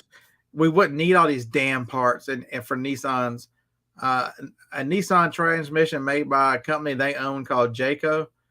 If you're driving a Nissan the last 5 or 6 years, you are driving a ticking time bomb with that transmission. Could they not get better 4 or 5 year olds to put them together? Come on. We got 4 and 5 year olds that go into mines that make lithium batteries and the lithium for batteries. Can they not make the transmissions too? Come on. That was a joke, by the way. I think these companies are claiming Vero on them because no matter who makes the part, if it's crap, even if it's their own part, it looks bad on Nissan when it fails, even though it's not their part. That's why Velcro does it. I probably can't even say that word. I'm probably going to go get in trouble just for saying Velcro, but there are differences in hook and loop. Velcro makes a really good product, and they want you to know that they make a really good product, and that's why they want you to use their name, or don't want you to use their name when it's not theirs. So 9:30, we got 30 more minutes of this great stuff before I'm gonna go clean up the truck.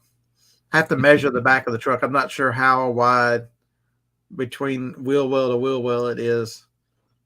How much extra space I'm gonna have to put stuff in the back for the air mattress.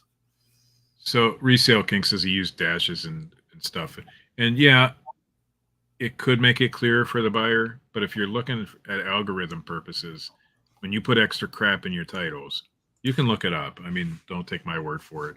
When you put extra crap like that in your titles, the algorithm doesn't like it, and it's just because search engines work differently than we see. We don't think like a search engine. Search engines don't like all those extra characters because it just confuses the search engine. If you ever put a space when you're searching something, if you ever put a space in it, does that %20 thing in the search bar? That's why. It's because that's how search engines see everything that isn't a regular letter or number. They see it as a %20. So that then confuses the search engine, or makes it harder for the search engine to understand what you're trying to get. So when you put dashes and dots and fire symbols and emojis and rare with the @ symbols in, it's not good. So I take it all out, all of it, unless it's part of a title. If the word "that's" with the apostrophe, that you leave in.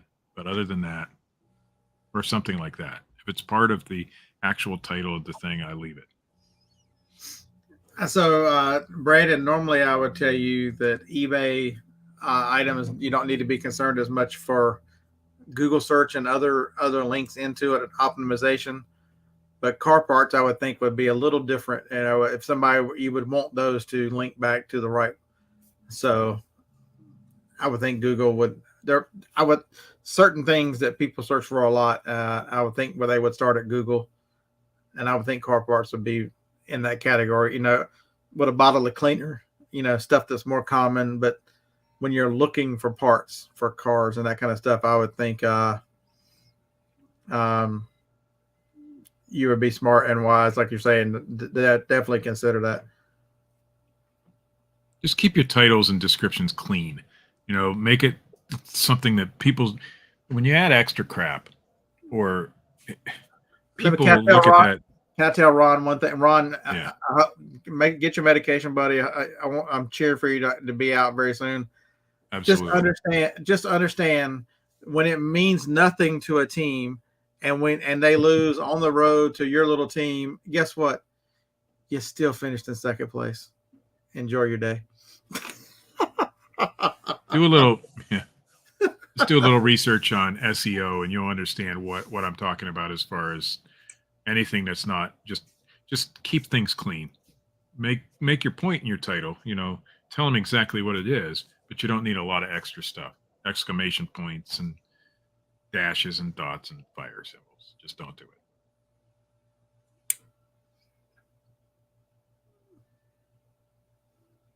It's just strange now. What? You start losing weight, you lose it everywhere. Somebody said something against Kia. Oh, more. Oh. Let's ban all Kia. I'll be all right. How about we ban all baseball people with that name in the chat? I can get on the board. Let's ban the Kias. I love my Kia. I can't complain about it.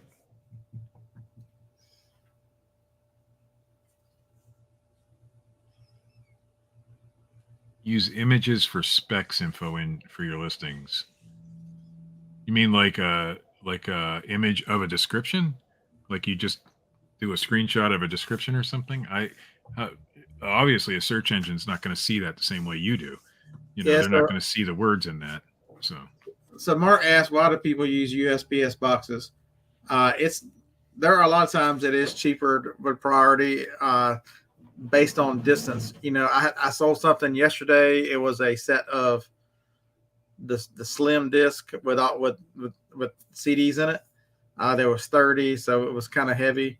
So it went in a 7x7x6 box, the priority box. It was sold to someone here in Alabama and what I think the Mobile or somewhere. So that zone made, it's like $7 and I don't know, 29 cents or something like that. Priority was cheaper than anybody else, and so it went in a USPS box. USPS box. Now, if you're talking flat rate boxes, I rarely find a time where a flat rate box is necessary. But regular USPS boxes that aren't flat rate, if a lot of times it is cheaper just to send priority, so you can use those. They're free. So I shipped yesterday. I remember I don't know if you can still get them or not, but the regional rate, I think it's A. One of them is a 1075 box. That's a good box. So if you got priority, that also qualifies for cubic shipping, and priority it will compete handily with especially the longer you go. That's the other priority. If you've got something that'll fit in a 1075 box and get cubic shipping going to Washington State from Alabama, or heaven forbid Alaska and Hawaii, it really can save you. And I want to use their box. The thing I don't like about their boxes is they're not very thick. It's not much more than a poly bag you're putting around it. So I use the regional, either the A or the B, the long skinny ones, not the square boxes, but the long skinny ones for like board games and stuff. They're usually the best box that you can find for that, and they fit well. So if I have a box that will fit in UPS, I have a 50-cent rule, and so if it's 50 cent more or less, so if UPS is $8, and as long as USPS is not more than $8.50, I will use USPS, because I can use their free box. Yes. You save money with the cost of the box. If I've got a 60-cent box, it doesn't make any sense to save. Look, I saved 30 cents by going UPS, but I had to spend 60 cents on a box. When you get to the level where you ship a lot and you understand shipping and realize what your shipping supply costs are, just because a service is a little bit cheaper doesn't mean it's cheaper overall to you if you can put it in a free box. And remember, if you can contort and make these priority boxes any shape you need. telescope them together, do whatever. So I do a lot of telescoping with the skinny board game size boxes. It just makes sense to do it that way. And I use the same rule you do. It's about 50-cent difference. If it's 50-cent difference, and sometimes do I have a UPS shipment going out? If I have UPS going out, I'll probably stick it in a regular box if I can and let it go that way. But if I don't, I'm not going to I don't want the guy to come up the steps for one box. And if it's 50 cents difference, I'm just going to send it USPS. See, I take my I take my USPS every day. So, if it's a chance where I don't have any USPS for the day and it costs me $0.25, and they're picking up UPS here. Okay, I'm not leaving the house. Well, there's other things. If I have to leave early in the morning and I'm not going to get UPS or USPS out that day, I can leave it on my porch and the UPS guy will pick it up. So that factors into it too. Yep. Saturdays, I can't send UPS because he doesn't stop. So if it's close, I'm sending USPS on a Saturday. So there's a lot of differences. But like you said, once you learn shipping, you'll learn what little tips and tricks for yourself that you can use. That's why I say over and over, the hardest thing to learn about reselling is shipping, because it is so complicated. Sometimes you still mess it up. Yep. Hey Gary, good morning, buddy. How are you? How is especially when you're selling things like my wife does. She sells a lot of parted out kitchen appliances. I don't have boxes for all that stuff, so I have to I have boxes for all that stuff, but I'm not going to be able to get a standard box for all the different types of things. So I have to guess on the shipping. So I over guess, obviously, because she does calculate it on everything. So you have to over guess, and you have to really she doesn't do it because she doesn't understand it the same way I do. But I still screw it up once in a while. Brandon, you're going to get another suspension if you start selling USPS boxes. They are legally not allowed to be sold. So I like the thought that they're going to become rare and used up, but yeah, they're not allowed. The regional, nobody cares because you can still use them as regular priority, the regional boxes, or as a cubic rate box on like Pirate Ship or something. I have noticed something lately on Amazon. I'm doing a lot of merchant fulfilled with my DVDs.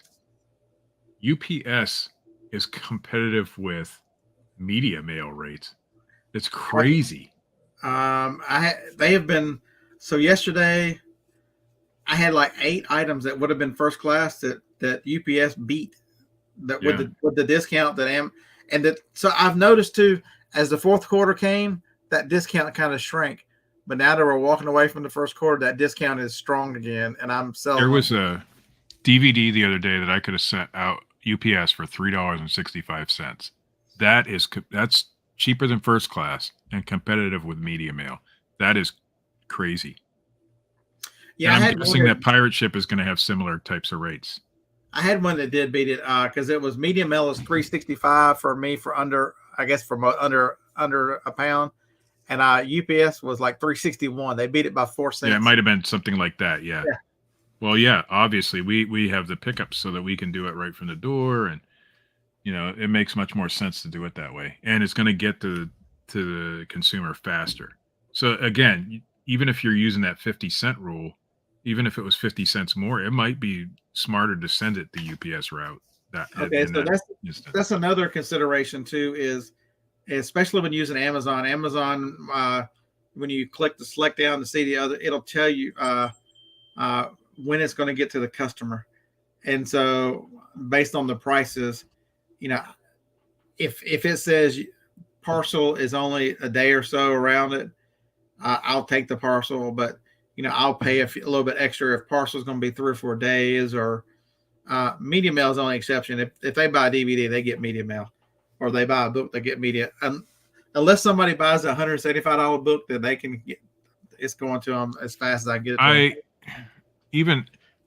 I do have a price limit for media mail. I mean, if it's above a certain price, maybe $30 or above, I don't want to do it media. I'll probably send it first class or priority if it's heavier, because I get the insurance with that.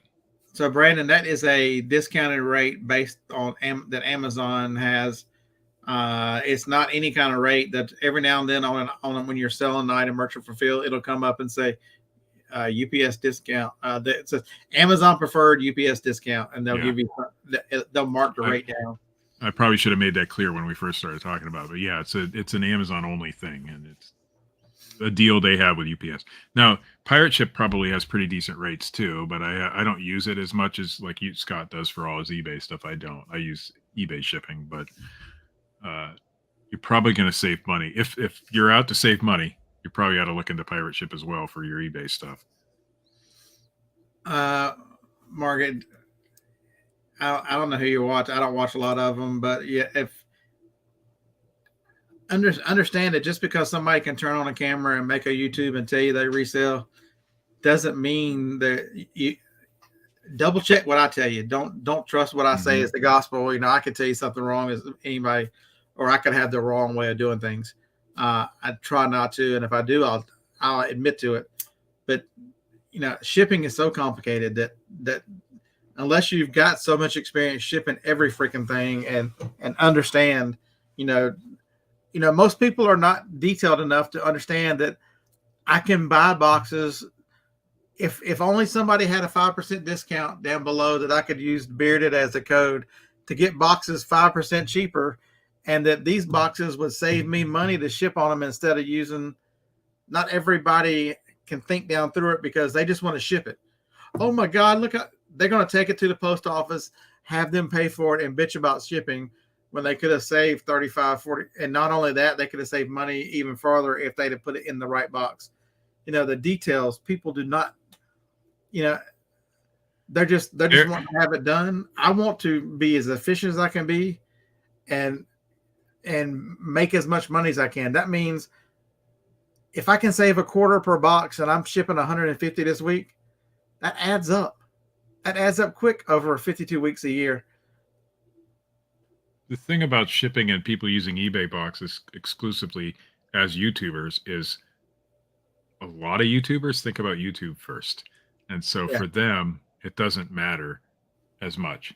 For you, if you're not getting an extra income on YouTube, then it may make more sense to look into how to do shipping cheaper. eBay has a shipping calculator. You can use that to get an idea before you ever list anything.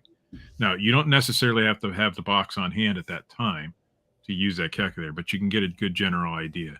If you're not, that's how I started. I started using I think Amazon has a calculator too. Do they not? I think there is an Amazon shipping calculator out there. And I'm sure you can just put things into Pirate Ship if you need some weights and dimensions just to get yourself familiar with what shipping options are out there. Eventually, I'll know that shipping something to California costs more and this service is better, or this box is better, or you want to keep the weight down. You know, so eventually you'll get it, but it takes a long time to learn shipping. Long time. So Joanne, I just wanted to let you know that whenever I started on keto, I really had to decide whether me losing weight was worth losing cereal boxes in my business, because there's hardly any keto friendly cereal boxes. So unfortunately, when I started keto, I don't eat cereal anymore. And so I lost that supply of boxes from my eBay business. And it's taken me a couple months to overcome that and figure out how to ship without cereal boxes. It's been terrible. You could use those like cereal bar box, you know, whatever keto friendly. I'm sure there's keto friendly boxes out there, Scott. Okay, so okay, we'll show that one. Ass pad boxes. That's another thing about shipping that people don't understand. Sometimes you're gonna have to bite the bullet and use a box. You know, the thinness of a box counts and matters, or the weight of a box counts and matters. Sometimes you're going to want to use a lightweight box, not a cereal box, but a lightweight 32 or 32 edge crush box or whatever, instead of something heavier. You got to understand what your box is as well as what you're putting in the box and how much, and you'll get it eventually. You'll get it. If you do enough shipping, you'll get it. So I need to figure out. So I've lost about 20 pounds now, right at 20 pounds. I need to calculate how much the loss of cereal boxes has cost me per pound that I've lost. That'd be a good calculation. I had a reseller, and I've said this on the show before. Ask me what the minimum requirements for shipping something is. That is not the attitude you should have. The attitude you should have is, how good can I make this? Keep it cheap. What's the cheapest way to send it, but the best way that the customer is going to get this unscathed, not broken. And I think I've had 2 items in the entire time I've been selling on eBay break. And one was a time clock that I packed well, and it still got broken. Shipped UPS. I don't know what they did to it, but it came totally smashed. And one was a coffee mug that I probably didn't pack correctly. So, if you're doing it right, you'll be fine. Man, so I used to use a lot of air pillows, and so I ordered these things. Depends on the item. I ordered these quilts, and man, I wrap everything in these quilts now. I mean, it's amazing. I think an 864 box, I can get 3 of these wrapped around something. What does that roll of quilt stuff cost you? Do you remember? I've been using the 4x5, 4x8. Runs $90. But yeah, so it's not that much more. That's not that much more then. But I got them from somebody else, and it was significantly cheaper. Well, you'll have to give me that information at some point. Yeah, they came direct. So. Well, I think I know where you got them, and I can reach out. Yeah, so it'll a lot of the boxes I'm having to put a hand on them while I put the paper tape on them because they're so I know nothing's getting broken because it is it's amazing. This much air pillows and something, they're not going to break. Did I get rid of the air pillow machine? Brian, I just showed you this. I love my air pillow machine. I'm not going to lie. What do you think I made it with? I don't always use it. Sometimes I do use paper. Depends on how much void fill I need or what the situation is. But I do love my love it. Breakaway, come here. Come here. All right, Franklin said he does not want to see you. So the air quilts are. So it's not just the air pillow machine just does it. So I have a mini packer. It doesn't just make you have a whole variety of stuff that it'll make. It'll make bubble wrap if you want to make it. It'll make these air quilts. I have 2 different kinds of quilts. It'll make all different kinds of sizes of air pillows. It is a versatile machine. It is not. Don't imagine. I use this on my FBA orders to put the void fill on in the FBA boxes. I have found that the making bubble wrap that way is not as cost effective as just buying bubble wrap's cheap, and you can get it good, decent bubble wrap cheaper than you can make it for yourself because they're making it in larger quantities. But the air pillows, on the other hand, it's a whole different story. Those are well worth getting, or the quilting is well worth getting an air pillow machine if you're going to do that. So Brian, here's the reason why it's right here, Brian. So I have most of you know, if you've seen the building, I have the 2 big holders from Uline that hold bubble wrap, and I'm like, what can I do for this quilt wrap? So I just put the quilt wrap on and let it run out. It'll count 1, 2, 3. I let it run out to 40, about 3 or 4 minutes. I mean, this is a huge long.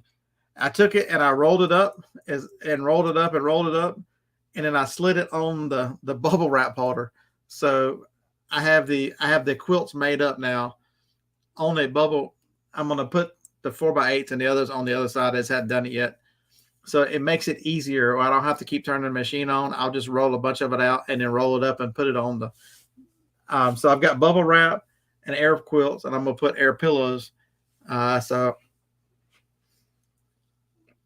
lots of fun, right? I think my next. Go ahead. I'm out of 4x8, so I've got. I like the 4x8s. That's what I use for most everything because they work with most everything. However, unless Mr. Blueberry has some 4x8s, I'll have to order some. I'll have to. Yeah, Mr. Blueberry. I'll have to. I forgot what I was going to say now. Oh, I think I want to try the quilt this time because it just makes more sense for some of the things my wife is selling lately. Yeah, the quilt wrap I've used on everything. I use it on printers, VCR, anything big. I mean, it's amazing how it'll fit in a box like that. I take the 4x8s and leave them attached, and then do the same thing you do with the quilts, but it takes longer. So the quilted would make it a lot easier, and I think it's probably a safer way for the thing to arrive correctly. I've So, gotten some pretty good compliments on the packaging with the way I've been doing it, though, and I'm sure you do too. but well, you don't get any compliments on Amazon. Amazon, you only hear from. Well, on a rare occasion, I've gotten them, but very rare. I'm talking eBay stuff.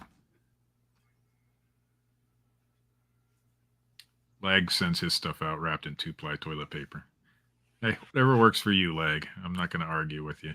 So how do you get around the dreaded shipping error when listing it says missing a weight? I go right back up and put the weight in. Oh, my wife has noticed a glitch. She does not use business policies. I do. She's noticed a glitch when she's listing on eBay lately that if you put 13 pounds, 3 ounces, it removes that 3-ounce part. And so it only shows 13 pounds when she goes to ship it. Well, that can get you in trouble because the 3 ounces makes it go up to 14 pounds. So be careful if you're not using business policies and you're listing. She lists on the computer side of things, and I've noticed this with the percentage that you're using for promoted listings. If I promote everything at 3%, I'll put my 3% in there, and for some reason it takes that 3% right back out and goes to the default percent. Make sure, double check your stuff when you're doing that. But her shipping glitch has got her in trouble a couple times now because somebody's asking me for eBay advice on my Apple Watch. Watch that shipping thing because it can get you in trouble. You always want to go up to the next pound, not down to the previous pound. So we've run into it a few times in the last couple of weeks. Yeah, that's it. I have not, but seriously, Mark, that's the only error I've seen. If I'm listening on my phone and it's missing a weight, if you add the weight, it goes away. And I do that every now and then. I forget, and I just put anything in there, an ounce, 4 ounces, it doesn't matter. I just stick something in there. I have not had that. I don't list on the phone, so if it's a phone thing, I don't have it. I've never had that. Maybe I've noticed myself moving more to mobile for everything else. Like my son will Facebook message me and I'll answer it on the phone instead of on the computer like I used to. So I will probably eventually move to mobile for most things because it's more convenient. It's easier. So I bought this bag for $5. Let's go. I want to go through it live. I haven't even looked at it yet. Okay, so I don't know what the hell that is. That is a vehicle. Anybody know?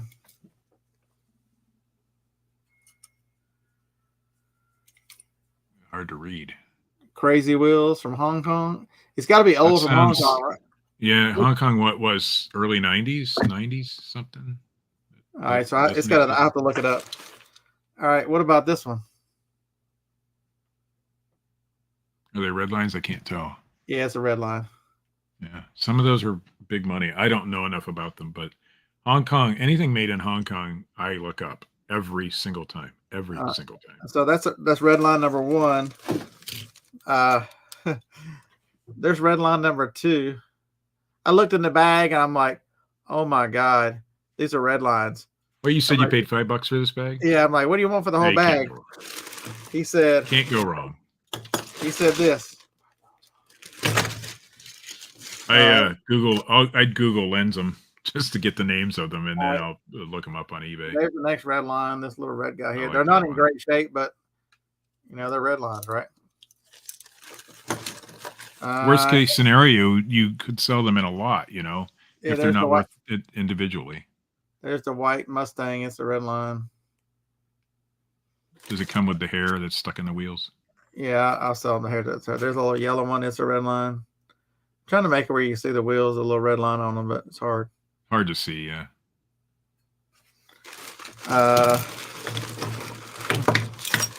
There's another one. Somebody was cleaning out the attic.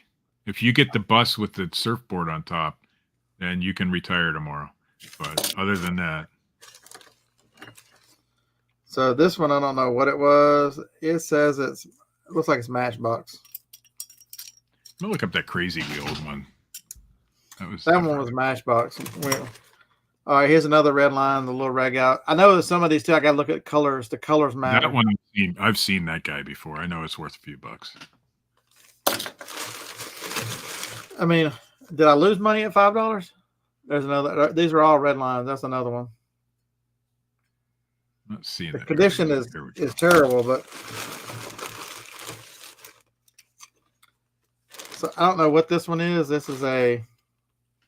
All right, let's see what this one.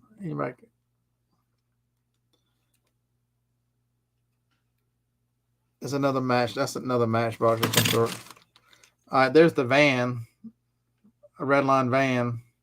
So if you're keeping score, 2, 4, 6, 8, that's 9 red lines so far out of the bag. Yeah, you didn't do bad for sure. There's number 10.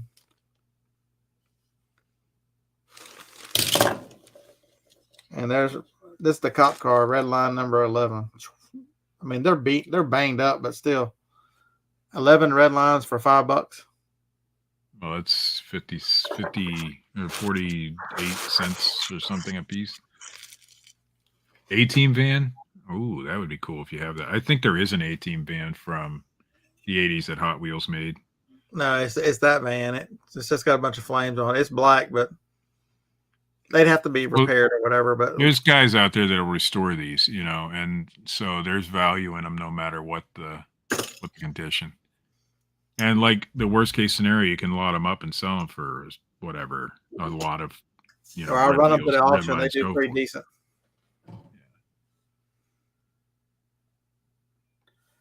So I saw a lot of people more complaining about sales on eBay, and then all of a sudden, sales have been good for me over the past 6 or 7 days. So sales have been steady, except mine have gone down. And like I said, it's because I haven't put the effort in the last couple of weeks. I have to. My schedule needs to be that now I need to learn how to juggle more than one thing. Which I've never been able to do. Is I've either been Amazon heavy, eBay heavy, or now it's DoorDash heavy, and so I've got to learn how to schedule so that I'm equaling some things out, or at least listing my 10 a day on eBay to keep my sales consistent. Because if I keep my sales on eBay consistent, then that's a nice steady income for me, as well as doing the other stuff, which can also be a nice steady income. So I'll have 2 incomes as opposed to 1. Could they have made this easier to read? But I am more of a night person, and I've been getting up at 5 or 6 in the morning every day. And this is an adjustment for me. So when I get home, I'm super tired and I'm not ready to work. I need to get over that. Once that, cycle fixes itself, I'll be all right. You stop eating carbs and get back to your 220, you'll have a lot more energy. The carbs thing is an issue. That's all I eat. But that's all I used to eat. It's hard not to. I eat sandwiches when I'm out on the road, like regular. My wife makes me a sandwich. I love my sandwiches, roast beef and ham or whatever, but because of that, it's, I've still got the bread, which has carbs. And so we're working on changing diets here, because she has to change hers if she's going to be on the road too. Yeah, that one actually says 1969 on the bottom of it. I've seen that one. I've seen. That one I'm familiar with a little bit. I haven't ever had one to sell, so I can't tell you what a price is. I've seen those. I've seen those two before too. I think that purple one I've definitely seen. I've seen this one in a different color. My oldest Volkswagen that I have is a Hot Wheels red line. It's not worth a ton of money. That one actually says it's got a black bottom. It actually says Hong Kong. Somebody said look at Hong Kong or US on the bottom. Yeah, it says Hong Kong on it. I'm guessing they're made in China or Taiwan or somewhere nowadays, or no, is anything made in Taiwan anymore? Is it still Taiwan? I don't even know. I think this one says US patent is Hong Kong. They've all got Hong Kong on them, I think. 1974 Hong Kong,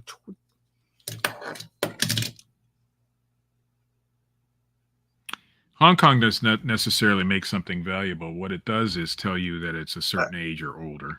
That one's got Hong Kong on it. Now that I'm looking to get to where I can read these. Every time I say Hong Kong, somebody should have a gong and like the Hong Kong cooey.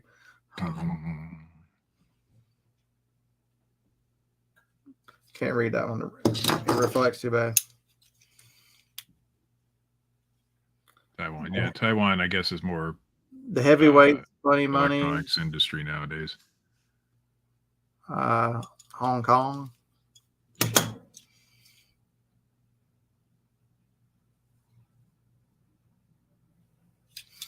Can read it. And I've seen that one before too.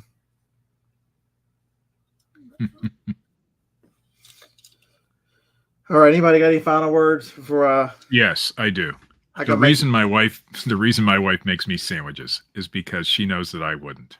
I would not eat if I was out all day. I would wait till I got home, and then I would find a can of Spam and eat that, because that's how lazy I that's not lazy. It's just that I have no imagination and I don't know how to cook anything. So do you wake up in the morning and say, "Hey, make me a damn sandwich"? Oh yeah, that's exactly what I do. All right. No, she knows she doesn't have to do that stuff. Missed me on the call last week. What call? Did I miss a call? On the show, I think. Oh, show? Yeah. I wasn't on the show because my wife. Yeah, I told her. She'd already posted on Facebook, so I told her. She didn't check the expiration date on her driver's license. Okay, so here's how the state of Ohio works. Did you videotape her going on a road test? I'm not allowed to. So she had her GPS. She has an old Garmin because hers doesn't have any of the fancy stuff in it, and no, like CarPlay or anything like that, like mine does. So she has an old Garmin sitting up there, and she likes to use it for the speedometer part of it because it's accurate and it's easy to see as opposed to the one in the dashboard. He unplugged it, the cop that took her on the road test, because you're not allowed. A lot of them have a recording feature, Garmin's.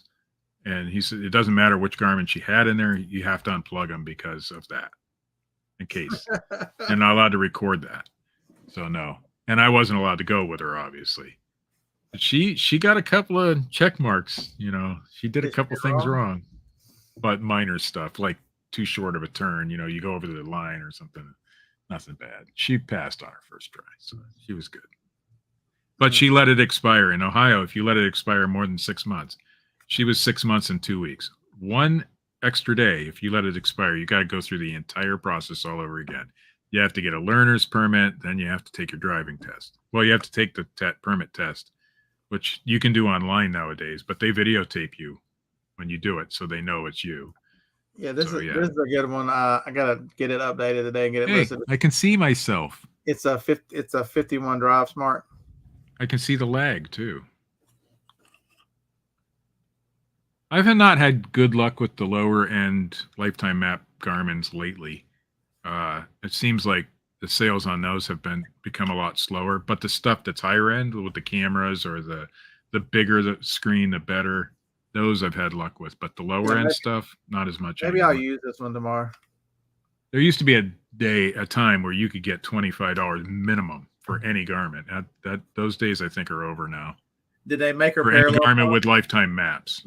Did they make her parallel park? In Ohio, you don't do parallel parking. You do what's called maneuverability. So they have 4 cones set up the size of like a parking spot, and then 1 cone ahead of that. And the cone ahead of that, you have to go around and then back into the box, and then go around on the other side and back into the box. Yeah, that's what they do in Ohio. But she's good at it. So. Man, I was hoping for. Well, I wasn't wishing anything bad, but that eliminates any fun stories of. I can't imagine. I don't even want to ride with Joni. I can't imagine if she had to get retested for her driver's license. Oh my! My wife is much better driver than I am, and she's demonstrated that a few times by pointing out all the things I've done wrong in the last couple of days. Everybody who has ever ridden with her says, why do you break at the last moment? Why do you do that? And then she tells everybody, I don't break at the last moment. I'm like, it's not a coincidence that everybody who's ever gotten in the car with your crazy ass has told you break at the last minute. And the only person that doesn't believe that is you.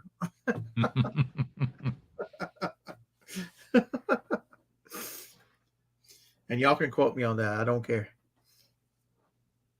Roman will have some familiarity with the maneuverability test. It's not easy. It's not easy when He you're said first learning to drive. It took him 50 Yeah. tries. Yeah, it like my son, we must have practiced it 200 times before he was confident. And same with my wife's son, probably 200 times. In fact, with Marcia the other day, we went and practiced it. She probably went through it about 50 times just to make sure she knew what she was doing, because she got her license originally in Pennsylvania like I did. And when you move to Ohio, they don't make you retake the driving portion, just the permit portion. So just the written part. So she never had to do it. So we had to go through, and we pulled in. There's a parking lot in town, and we go into the parking lot. We do it. Yep. I can do it backwards, by the way. Hey, Glenn, don't worry. You didn't have to worry about me breaking it last minute because I was accelerating. Glenn, Scott, riding with Scott is an adventure. I can tell you that. I'm not sure if I haven't ridden with Joni, so I don't know where I'd fall on that scale, but yeah, I know what it's like. That was Nashville. It was a Nashville meetup when we were going to yard sales, and Glenn's like, I would just try to follow you, but I don't think you can keep up. Can I just ride with you?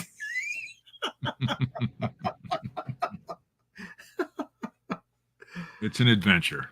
It used to be my goal for a lot of years, just to scare the hell out of the first time anybody ever rode with me, and I was successful most of the time. I don't think you do it without trying nowadays, but I don't drive. The more crash videos I watch, Harlan will tell you, I don't drive nearly as fast or bad as I used to. I don't know how bad a driver I am, but last time I went to North Carolina, Barry drove. So I don't know if that means anything. I still struggle if I go out of town and I come to these cities that have 2 4 lanes that come together, and they make those 4-way stops. That's just the craziest shit. I still run those stop signs every now and then. But other than that, I may have run a red light yesterday. So there's this little intersection that had a red light, railroad tracks, red light, but they were like real close. Why stop at that first red light when there's no train coming? That's why they put it there. So I went through it. I accidentally, actually. A lot of them are just people, it's the old joke. How can you handicap the generations behind us? We can write in cursive and drive stick shifts. They'll just be lost. I on purpose taught my boy how to drive a stick. Now he's not very good at it yet, but he wanted to learn. So we took the Volkswagen up to the parking lot in town, and he learned. He was pretty decent at it. Make sure you know what you're doing. I mean, oh my God! I have never done one on the tree. I have not done that. I've not done that one. I've never even been in a vehicle that did 3 on a tree, but that would be the ultimate. I would like to learn. I'm sure it's not that big an issue when you know what you're doing as far as shifting. I think everybody should learn how to drive a stick shift. Everybody. Yeah, I drove my 300ZX was a stick shift. I enjoy driving that car. Oh, I love anything with a stick in it. Now, would I want to drive it in the city? Probably not, but it's not that big a deal. I've done it. I mean, once you learn. Back in the day, like when my grandparents were learning to drive, there weren't no automatic transmissions, All right, I'm going to make breakfast. Everyone have a wonderful day. I hope we've entertained you. You've learned something. You find some meaning for hanging out. If so, hit us with a thumb up on the way out. We'd appreciate it, so others can join the revolution and work smarter. Okay, today's a holiday. Today is the 10th anniversary of me being named to the Sweetwater Legend. I want you all to celebrate. Have a good day. Sweetwater out. Hey, on that note, roll tide.